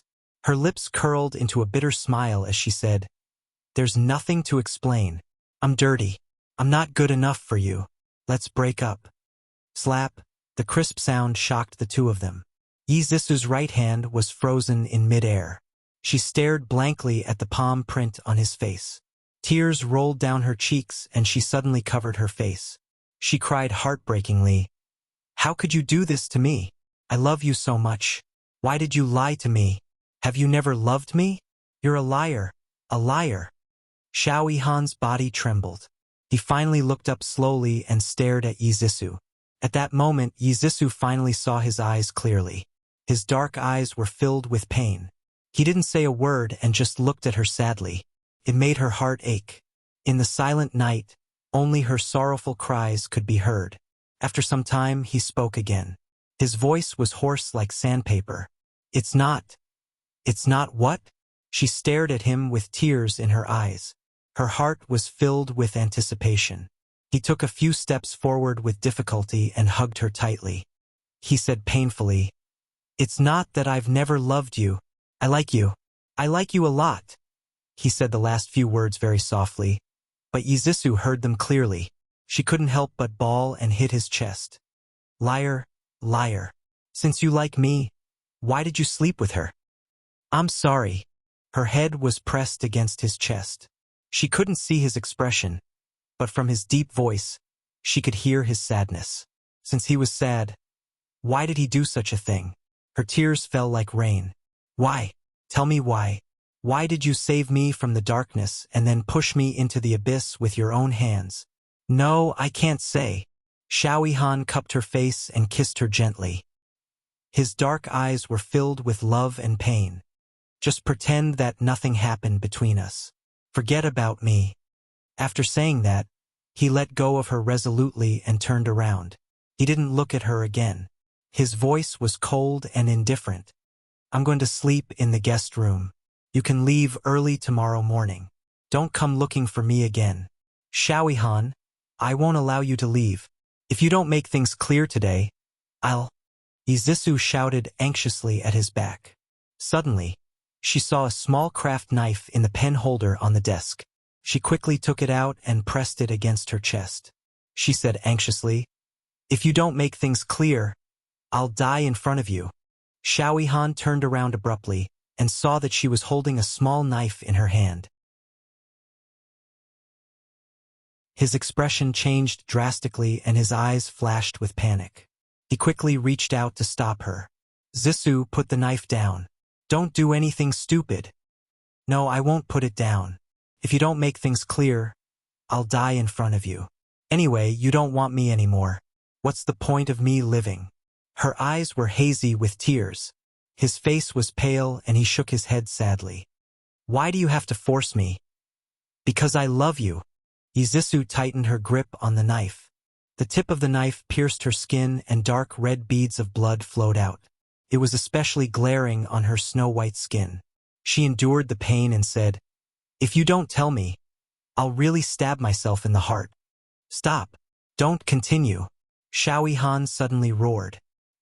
His eyes were about to split open and his handsome face was contorted in pain. I'm not worth it for you to do that. You're right. I'm a liar. The reason why I got close to you and Sister Chun was to seduce you and cheat you of your feelings. Although his words were heartless, there was sadness hidden in his eyes. Yizisu shook her head, refusing to believe his words. What you want to know, I've already told you. If you insist on seeking death, I won't stop you. But, for a dirty man like me, is it worth it? He looked at her deeply, suddenly turned around, and walked away in large strides, ignoring her. Yizisu's tense body suddenly relaxed. She slumped onto the chair and the knife in her hand fell to the ground. She hugged her knees with both hands and curled up under the blanket. She cried silently. Even when she divorced Jiang Tianhao, she didn't feel so bad. After crying silently for a long time, she raised her head and wiped her tears. Her expression was firm. She didn't believe Xiaoyihan's words. He must have his reasons. She must find out the truth. When she woke up the next day, Xiaoyihan was no longer in the room. He left a post-it note on the table and wrote, There's breakfast in the kitchen. Don't go hungry. He left the key on the coffee table when he left. That key was personally handed to her by Xiaoyihan when they were dating. Now that he wanted to go back, he really wanted to cut all ties with her. Yizisu crumpled the note into a ball. Her expression was frighteningly cold. Since they had started a relationship, it wasn't up to him to end it. She wouldn't give up. After breakfast, she did not give up and continued to search his room. She believed that no matter what difficulties he had, he would definitely have left behind some clues. In the end, she found a black notebook in the drawer of the desk. The first half of the notebook was filled with his schedule. There was nothing special about it. When she patiently flipped to the back, she saw more than 10 diary entries. Today, Sister Chun said that she wanted to introduce her daughter to me. I met her, Zisu. She's as beautiful as an angel who barged into my life. I fell in love with her at first sight.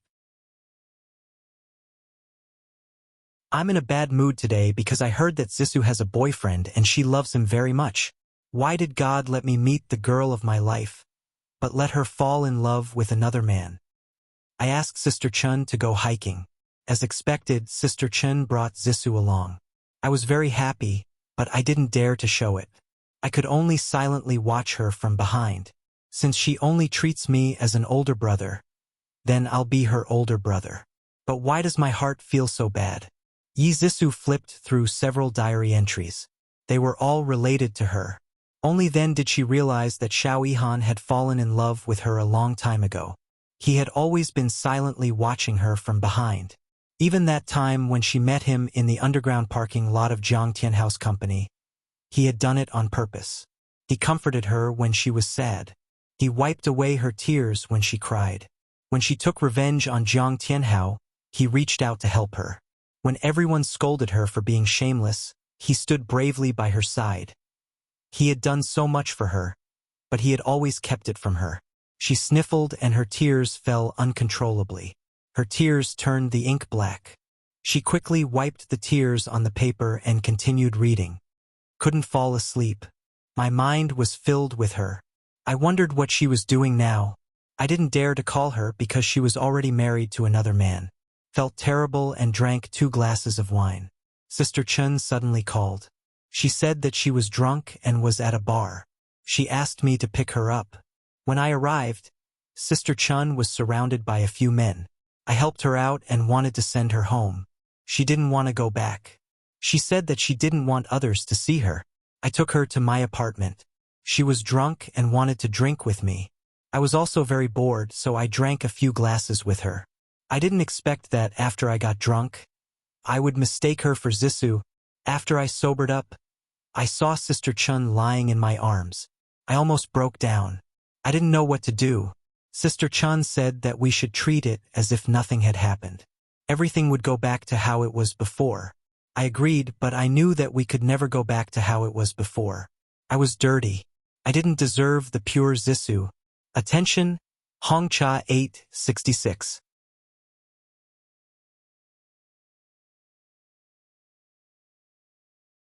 Chapter 892. I thought that night was just a nightmare, but I didn't expect Sister Chun to come looking for me again. She said she was very lonely and wanted someone to keep her company. She said she liked the young and energetic me. I wanted to reject her, but she threatened me and said she would tell Zissou about what happened that night. In the end, I compromised. I didn't want Zissou to know about my unbearable side, even though she didn't care about me at all. Yi Zissou gritted her teeth so hard that they almost shattered. She had never hated Chen Tingfang so much. How could her biological mother do such a despicable thing? I was forced again. I hated myself so much that I wanted to numb myself with alcohol. I didn't expect to meet Tang Feng and Zissou. Zissou was drunk and was held in Tang Feng's arms.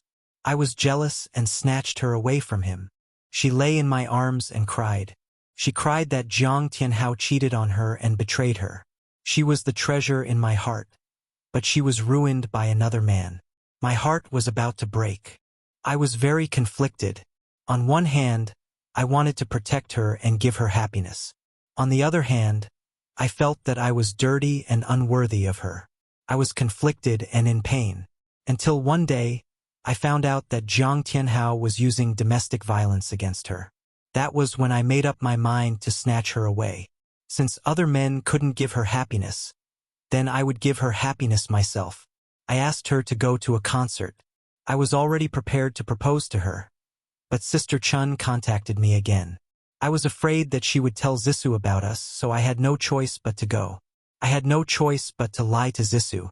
When I saw her disappointed expression, I hated myself for being so powerless. This was the last entry in the diary.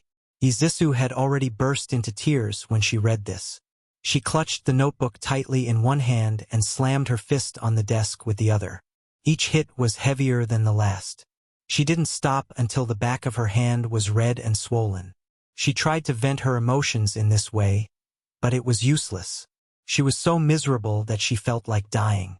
She no longer wanted to call that woman mother. What kind of mother was she to a lover who forced her daughter to marry? Yi Zissou waved her arms and pushed everything around her to the floor. Then, she only took a key and ran out of the room agitatedly. She wanted to go home immediately and confront Chun Tingfang face to face. Running to the underground parking lot, Yi Zisu's head, which had been clouded by anger, slowly cleared up. She remembered that she should have brought the notebook with her. Otherwise, Chun Tingfang would definitely deny it. She turned around and went upstairs. When she returned to Xiao Yihan's apartment, the study room was in a mess. The notebook that she had thrown away earlier was nowhere to be found.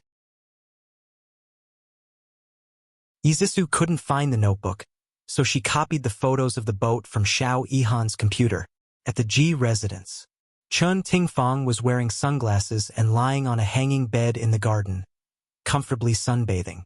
When she heard footsteps, she opened her eyes and saw Yi Zisu standing beside her. She said unhappily, "Mom, I have something to tell you." Chun Tingfang took off her sunglasses and looked at her curiously. "What's wrong? Who provoked you?"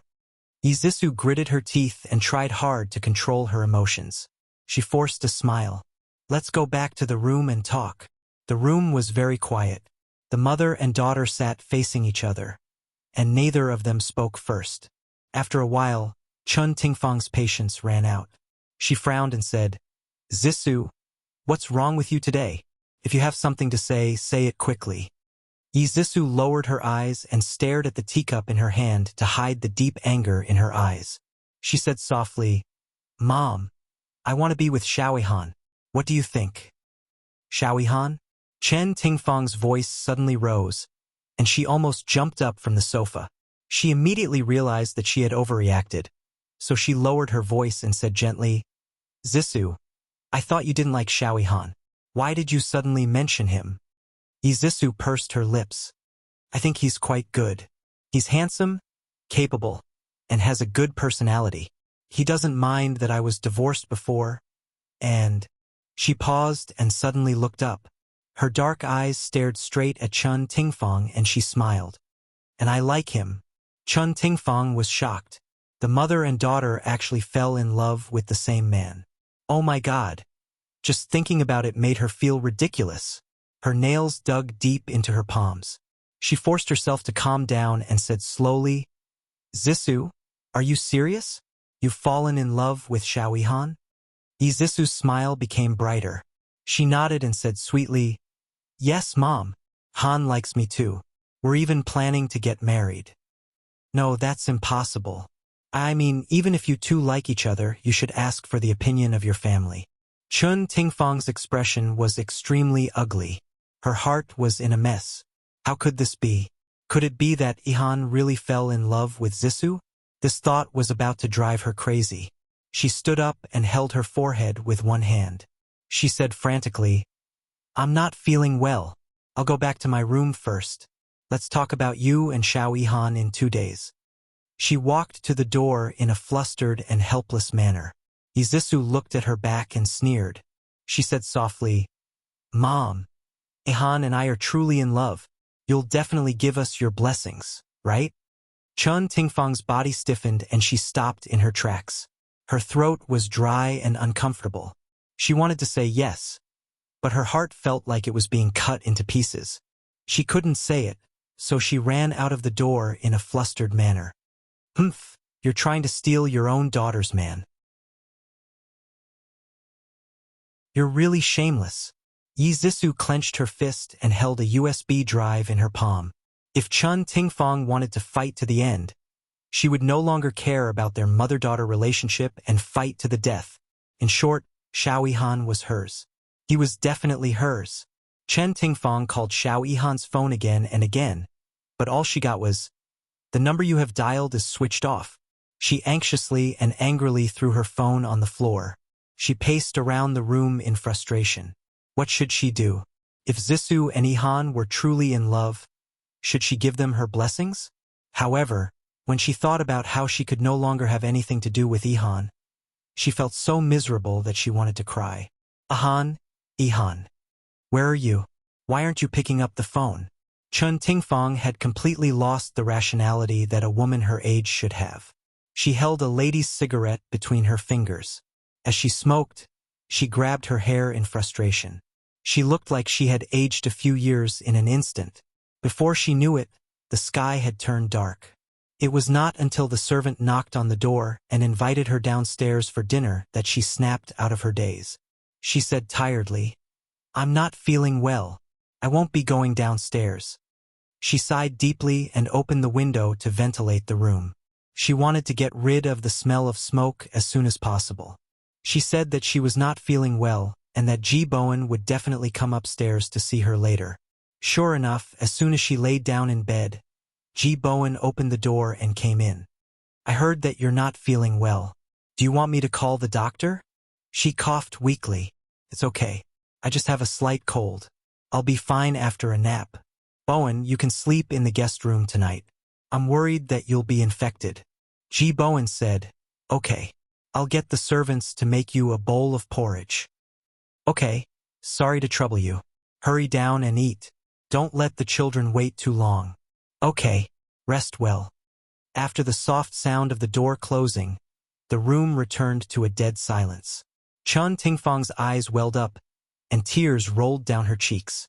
Ever since she got together with Ihan, her relationship with Ji Bowen had become even colder.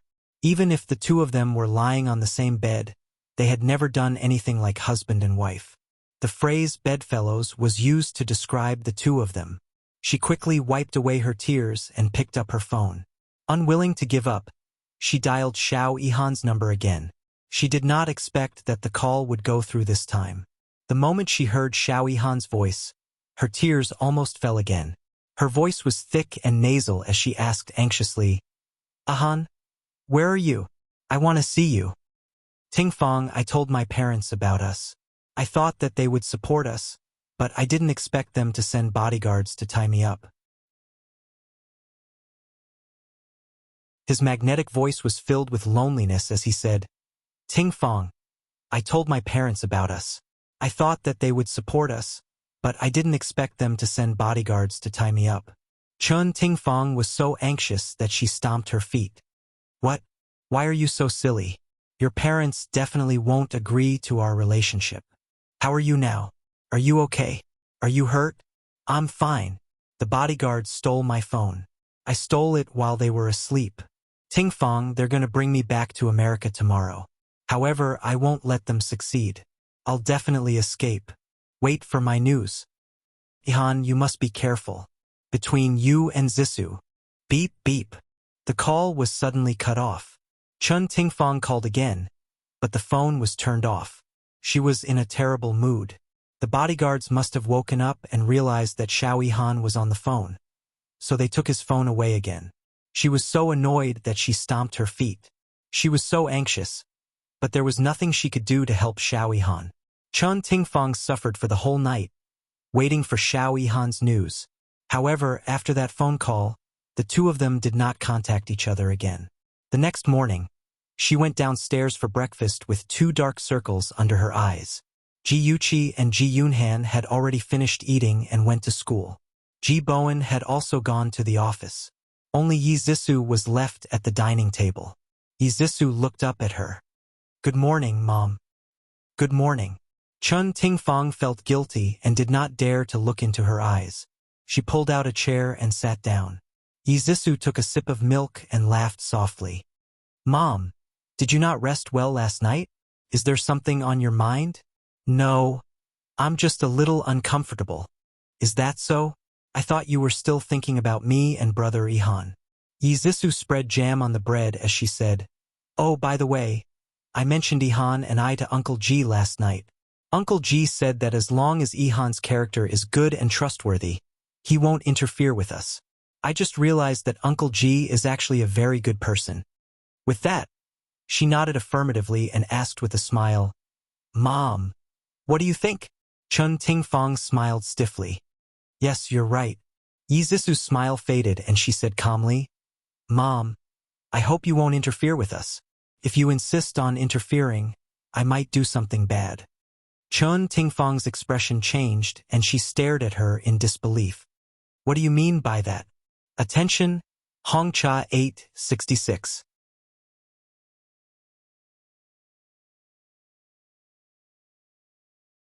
Chapter 893. Yi Zissou said calmly, "Nothing much. I just want to protect my happiness. Mom. I call you Mom, and I hope you're worthy of this title. Isn't it your responsibility as a mother to make your daughter happy? Chun Tingfang's heart thumped wildly.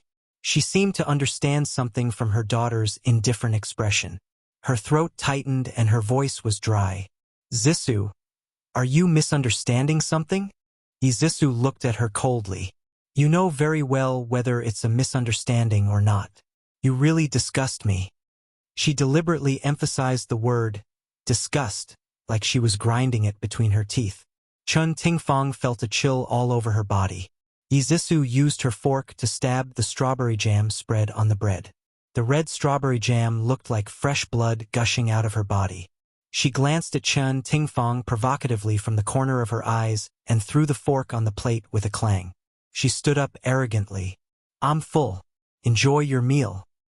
What kind of attitude is that? Chun Tingfang pressed a hand to her chest. She was so angry that her liver hurt. Zissou glanced at her disdainfully and sneered.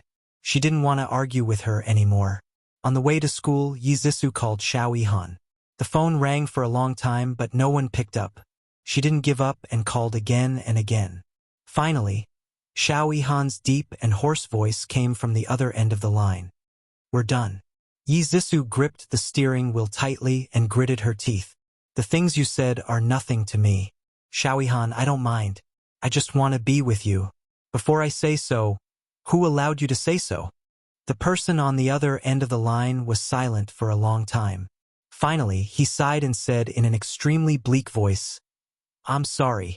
I can't accompany you anymore. I'm about to board the plane and fly to America. I'll never come back. Take care. As soon as he finished speaking, he hung up without waiting for her reply. Zissou stared blankly at the road ahead. She couldn't believe what she had just heard. He was going back to America? Never to return? What about her? She slammed on the brakes and stopped the car by the side of the road. She frantically dialed his number. The cold female voice on the other end of the phone reminded her that the other party had turned off the phone. Zissou angrily punched the steering wheel and kicked the car. He clearly loved her. Why did he have to leave? Why? She suddenly thought of someone. Chun Tingfang. It was her. She must be the one who threatened Yihan. In a fit of rage, she threw all thoughts of school and classes to the back of her mind. She turned the car around and slammed on the accelerator, heading back to the G residence. Chun Tingfang finished her breakfast and faced the empty room unhappily. She couldn't wait for Xiao Yihan's news and was very anxious. She didn't know if he had successfully escaped. The door was suddenly slammed open. Chun Tingfang was shocked. She quickly looked up and saw Zissou standing at the door with a livid face. Her eyes, which were similar to hers, were filled with resentment. Chun Tingfang felt Yihan's heart when she saw her venomous glare. She immediately stood up and asked with concern, Zissou, why are you back? Zissou clenched her teeth and stared at the woman who gave birth to her. She walked towards her step by step and finally stopped 3 steps away. She squeezed a few words out of her teeth. Yihan is going back to America. Did you force him? Chun Tingfang's eyes widened. She quickly reacted and forced a smile. His parents are in America. It's only right for him to go back. What does it have to do with me? Don't pretend anymore. Zissou broke down emotionally and shouted hysterically. I know everything. It's about you and him. You must have forced him to leave. We were so in love. Why did you have to interfere? Tell me. Chun Tingfang's face was pale. Her fingers trembled slightly. She turned her face slightly and pursed her lips. She didn't know what to say. Zissou threw herself at her. She grabbed her arm and shook it vigorously. She cried and screamed, Give him back to me. Hurry up and give him back to me. Zissou, calm down. I really didn't force him to leave. When Chun Tingfang saw her daughter's grief-stricken appearance, she didn't feel good either. She tried to persuade her, but her daughter didn't appreciate it. She raised her tear-stained face and questioned sternly, If you didn't force him, why did he leave? He said that he loved me and wanted to marry me. If you didn't interfere, we would have been married. Chan Tingfang's head was spinning from Yi Zisu's shaking, and her ears were suffering from the noise. In a moment of frustration, she wanted to push Yi Zisu away, but Yi Zisu held on tightly. She didn't know why, but she raised her hand and slapped Yi Zisu. Following that, she shouted angrily, "Enough! Stop making noise!" Chun Tingfang suddenly flipped out. Yi Zisu was shocked and let go of her shoulder.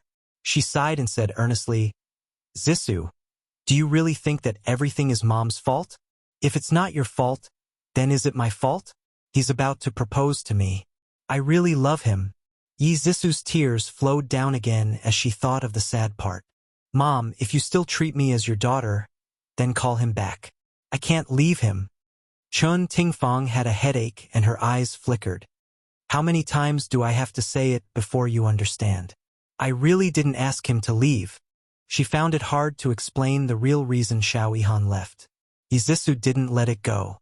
Then why did he leave? Chun Tingfang flew into a rage out of humiliation and said angrily, "That's enough. I said I don't know, so I don't know. Even if you ask me 100 times or 1,000 times, I still don't know." Yi Zisu stared at her as if she was looking at a stranger for a long time. Suddenly, she laughed out loud. Her laughter was strange and eerie, and her eyes flashed with a wild light. Her lips parted slightly, like a venomous snake, and she said eerily, "Chan Tingfang, from today onwards, we're no longer mother and daughter. In the future, I don't have a shameless mother like you anymore." Every word that came out of her mouth was like a sharp arrow that fiercely pierced Chun Tingfang's chest. She clenched her fists tightly and her voice was sharp because of urgency and anger. "You're crazy. I'll give you one more chance. Take back what you just said." Yi Zisu sneered. "Words that have been spoken are like spilled water. They can't be taken back." "Humph. I don't want to be your daughter anymore." Chun Tingfang's face was as pale as a sheet. Her voice trembled as she said, "Are you really going to abandon our mother-daughter relationship for a man?" "That's right." Yi Zisu was 2 centimeters taller than Chun Tingfang. She lifted her chin slightly and stared disdainfully at Chun Tingfang. She said coldly, "You're even stealing your daughter's man. What kind of mother are you?" After saying those words, she didn't bother to look at Chun Tingfang anymore. She turned around arrogantly and left, leaving Chun Tingfang standing there like a soulless puppet. The man she loved the most had left her hometown and would never come back because of her mother. That kind of heart-wrenching pain made Yi Zisu feel almost hopeless. She had been sitting in front of the bay window for the whole morning. She called Xiao Yihan's phone countless times, but it was always turned off. In the end, she stiffly sent a text message. "Han, I really love you. Just take it as me begging you. Come back. Okay? If you don't want to come back, tell me your address. I'll go find you. I miss you so much. I really miss you." After waiting for the whole afternoon and then the whole night, she finally received a call from an unknown number in the wee hours of the morning. It was Xiao Yihan's voice. "Zisu, I've arrived in America." Yi Zisu excitedly got up and said anxiously, "Han, did you see my text message? If you don't want to come back, I'll go to America to find you. Can you tell me your address?" The sound of heavy traffic could be heard on the other end of the phone. She could tell that he was driving. "Have you really thought it through? Give up everything in China and come to America?" "I've thought it through. As long as I can be with you, I don't mind anywhere. Han, I miss you so much." "I miss you too, baby." His voice was much gentler. "It's early in the morning in China. Did I disturb your rest?" No. Actually, I've been waiting for your news." Yi Zisu's heart was filled with sweetness, as if she had eaten honey. After acting coquettishly for a while, she said, "Han, quickly tell me your address. I'll get a visa as soon as possible and come find you." His voice was unbelievably gentle. "Okay, my address is—" A loud bang interrupted his voice. Yi Zisu heard the loud bang from the phone and her heart almost stopped. Her voice trembled as she called out, "Han, what's wrong? Han?" There was no response. "Han. Izisu screamed at the top of her lungs. Each scream was more mournful than the last. She realized that something bad had happened and a huge panic engulfed her. Her whole body trembled uncontrollably. Ihan, hurry up and answer me. Nothing can happen to you. Nothing can happen to you. After a long, long time, almost as long as a century, Zisu finally heard Xiao Ihan's weak voice intermittently. Cough, cough. Zisu, I'm sorry. I love you. The deathly silence returned to her ears. Izisu felt as if she had fallen into an ice cellar. She was so cold that her body kept trembling. She kept muttering, Nothing will happen to you, Ihan. Nothing will happen to you.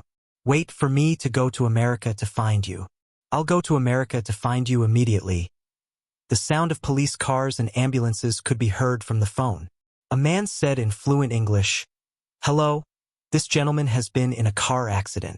We're trying to resuscitate him. Oh my God, I'm so sorry. This gentleman's heart has stopped because of excessive blood loss. The phone landed heavily on the floor. Izisu did not hear what the man said at all. There were only a few words lingering in her mind. His heart has stopped. She hugged her head and cried in the wind. No. Her miserable cries were particularly clear in the silent night. Even though the villa's soundproofing was good, her sorrowful cries could still be heard in other rooms. Jiyuchi was in a deep sleep. When she heard the cries in a daze, she turned over and continued to sleep soundly. Ji-Yun-Han was woken up. He scratched his hair in frustration and covered his head with the quilt. Chen Tingfang hesitated for a while. She put on a jacket and walked to Yi Zisu's room. She gently knocked on the door. Zisu, are you okay? Welfare Song Shu 566.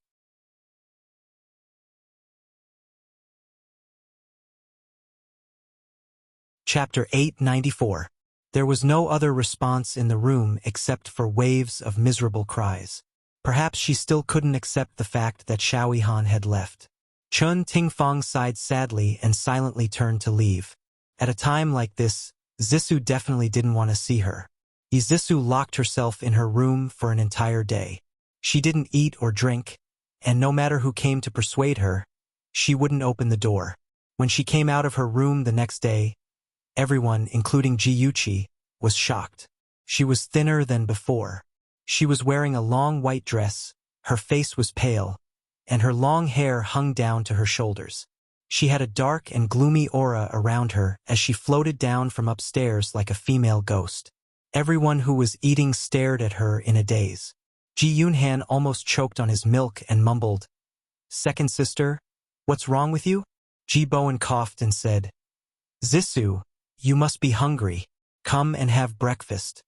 As the head of the family, he was also very curious as to why Zisu had become like this. However, it was obvious that she had suffered a huge blow, so it was better not to remind her of her sad past. Zisu's indifferent gaze swept across everyone and finally landed on Chen Tingfang. A hint of hatred flashed in her eyes as she said indifferently, No need. You guys eat. I want to go out for a walk. Her thin figure disappeared from everyone's sight, and the atmosphere froze for a moment. Chun Tingfang forced a smile and said to Ji Bowen, It's okay. She's just in a bad mood. Let her go out for a walk. Jiyuchi lowered her eyes and quietly cut the fried sausages. The sharp blade of the knife cut the sausages again and again, and the corners of her lips curved into a faint smile. Izisu drove to the apartment where Xiao Ihan used to live. She opened the door with the key she left behind. The room still had its original decorations. They used to spend many happy times here. In the empty room, she could still hear his laughter and smell the faint fragrance of grass and wood on his body. Her tears fell once again. She covered her mouth and cried silently. Ihan, why are you so cruel? After I fell in love with you, you left me alone. She didn't know how long she had been crying. Her eyes were red and swollen, and she almost couldn't open them. She hadn't eaten for a long time, which caused her blood sugar to be low. Her vision turned black. She leaned against the wall and closed her eyes to rest for a while before she felt slightly better. The study was still as messy as it had been the other day. She squatted on the floor and searched everywhere, trying to find the notebook that Xiao Yihan had left behind. However, after searching the entire study, she could not find it. She did not know where it had gone. She wanted to keep his personal belongings as a memento, but he didn't like to take photos. There was not a single photo in the room. He had taken all the clothes in the wardrobe with him. Other than the furniture, there was only a computer left. She turned on the computer with a pained and desperate heart. She flipped through the photos of him and Chun Tingfang. Her heart was filled with hatred. If it wasn't for Chun Tingfang forcing him, he wouldn't have left China and wouldn't have gotten into a car accident in America. It was all Chun Tingfang's fault. She stared at Chun Tingfang's familiar face in the photos and wanted to bite her to death. At Chang International Airport, a tall and handsome man with a pair of sunglasses rested on the bridge of his nose. His right hand was pulling a suitcase and his left hand was in his trouser pocket. He was leisurely waiting to board the plane. With such a handsome face, he attracted a lot of attention. Even the stewardess took a few more glances at him. If Izisu saw him, she would definitely faint from shock. This was because he was Xiao Yihan, who had died in the car accident. Before boarding the plane to New York, Xiao Yihan took off his sunglasses and took one last look at the city. There was a hint of nostalgia in his dark eyes and his sexy thin lips were slightly curved. It was obvious that he was in a good mood. The plane had not taken off yet. He sat by the window and looked at the city that he had lived in for many years. There was a hint of disappointment in his heart. But more than that, he was looking forward to a new life. His slender fingers swiped on his phone and answered the call. His lips curled into a faint smile.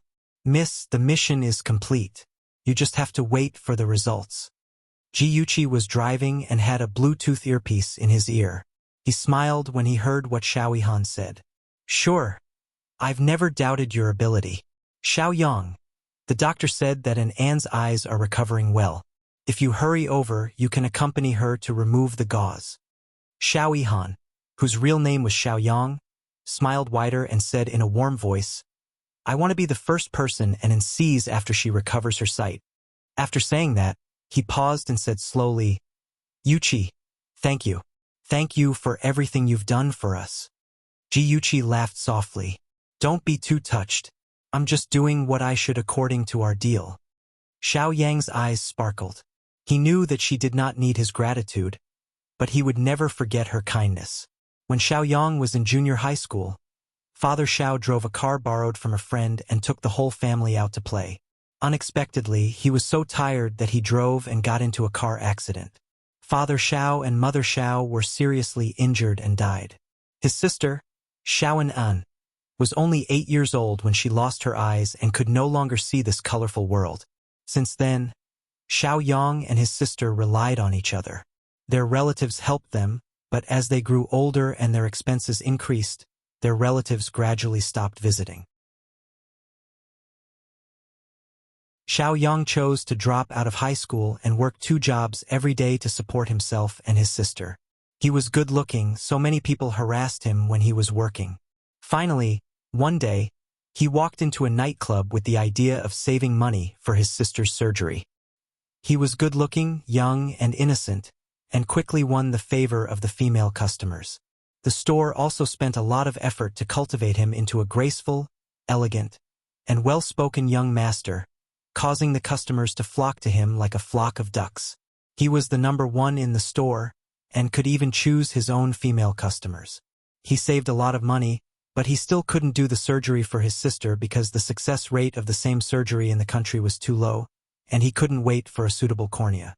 Xiao Yang would always remember the day Jiyuchi came to him. He thought that she was no different from those rich girls who went to nightclubs to indulge themselves and look for excitement, but she didn't. She took off her sunglasses, revealing a pair of intelligent and charming eyes. She smiled and said, "Xiao Yang, do you want your sister to regain her sight?" He couldn't refuse her help. He signed an agreement with her. She would find the best hospital and the best doctor for An, help her regain her sight, and pay all the expenses during this period. Not only did she do it, but she also bought an extra apartment for the siblings to live in. She even helped them get a green card so that they could stay in the United States and start a new life. Xiao Yang remembered everything Ji Yuqi did for him. He swore that if he had the chance, he would repay her. According to the agreement, Xiao Yang deliberately got close to Chen Tingfang, seduced her, and got evidence of her infidelity. He also instigated the relationship between Chen Tingfang and Yi Zixu, causing them to turn against each other. Thinking of this, he took out a black notebook from his bag. It was the notebook that Yi Zixu couldn't find for a long time. It recorded his love for Yi Zixu and his slander of Chen Tingfang. Of course, he wouldn't let Yi Zixu keep such written evidence. When he got off the plane, he would destroy it with his own hands. From then on, Xiao Yihan would completely disappear from the world. The one who would get a new life would be him, Xiao Yang. After ending the call, Ji Yuqi narrowed her eyes slightly, and the corners of her lips curled up. Yi Zixu, don't let me down. Please work hard to fight with your mother. Yi Zixu didn't let her down. In a state of sadness and anger, she sorted out the photos of Chen Tingfang and Xiao Yihan and sent them to Ji Bowen's office anonymously. Of course, Yi Zixu didn't lose her mind. She wouldn't publicize it and let everyone know. That would also affect her own reputation. Ji Bowen opened the package and saw the photos inside.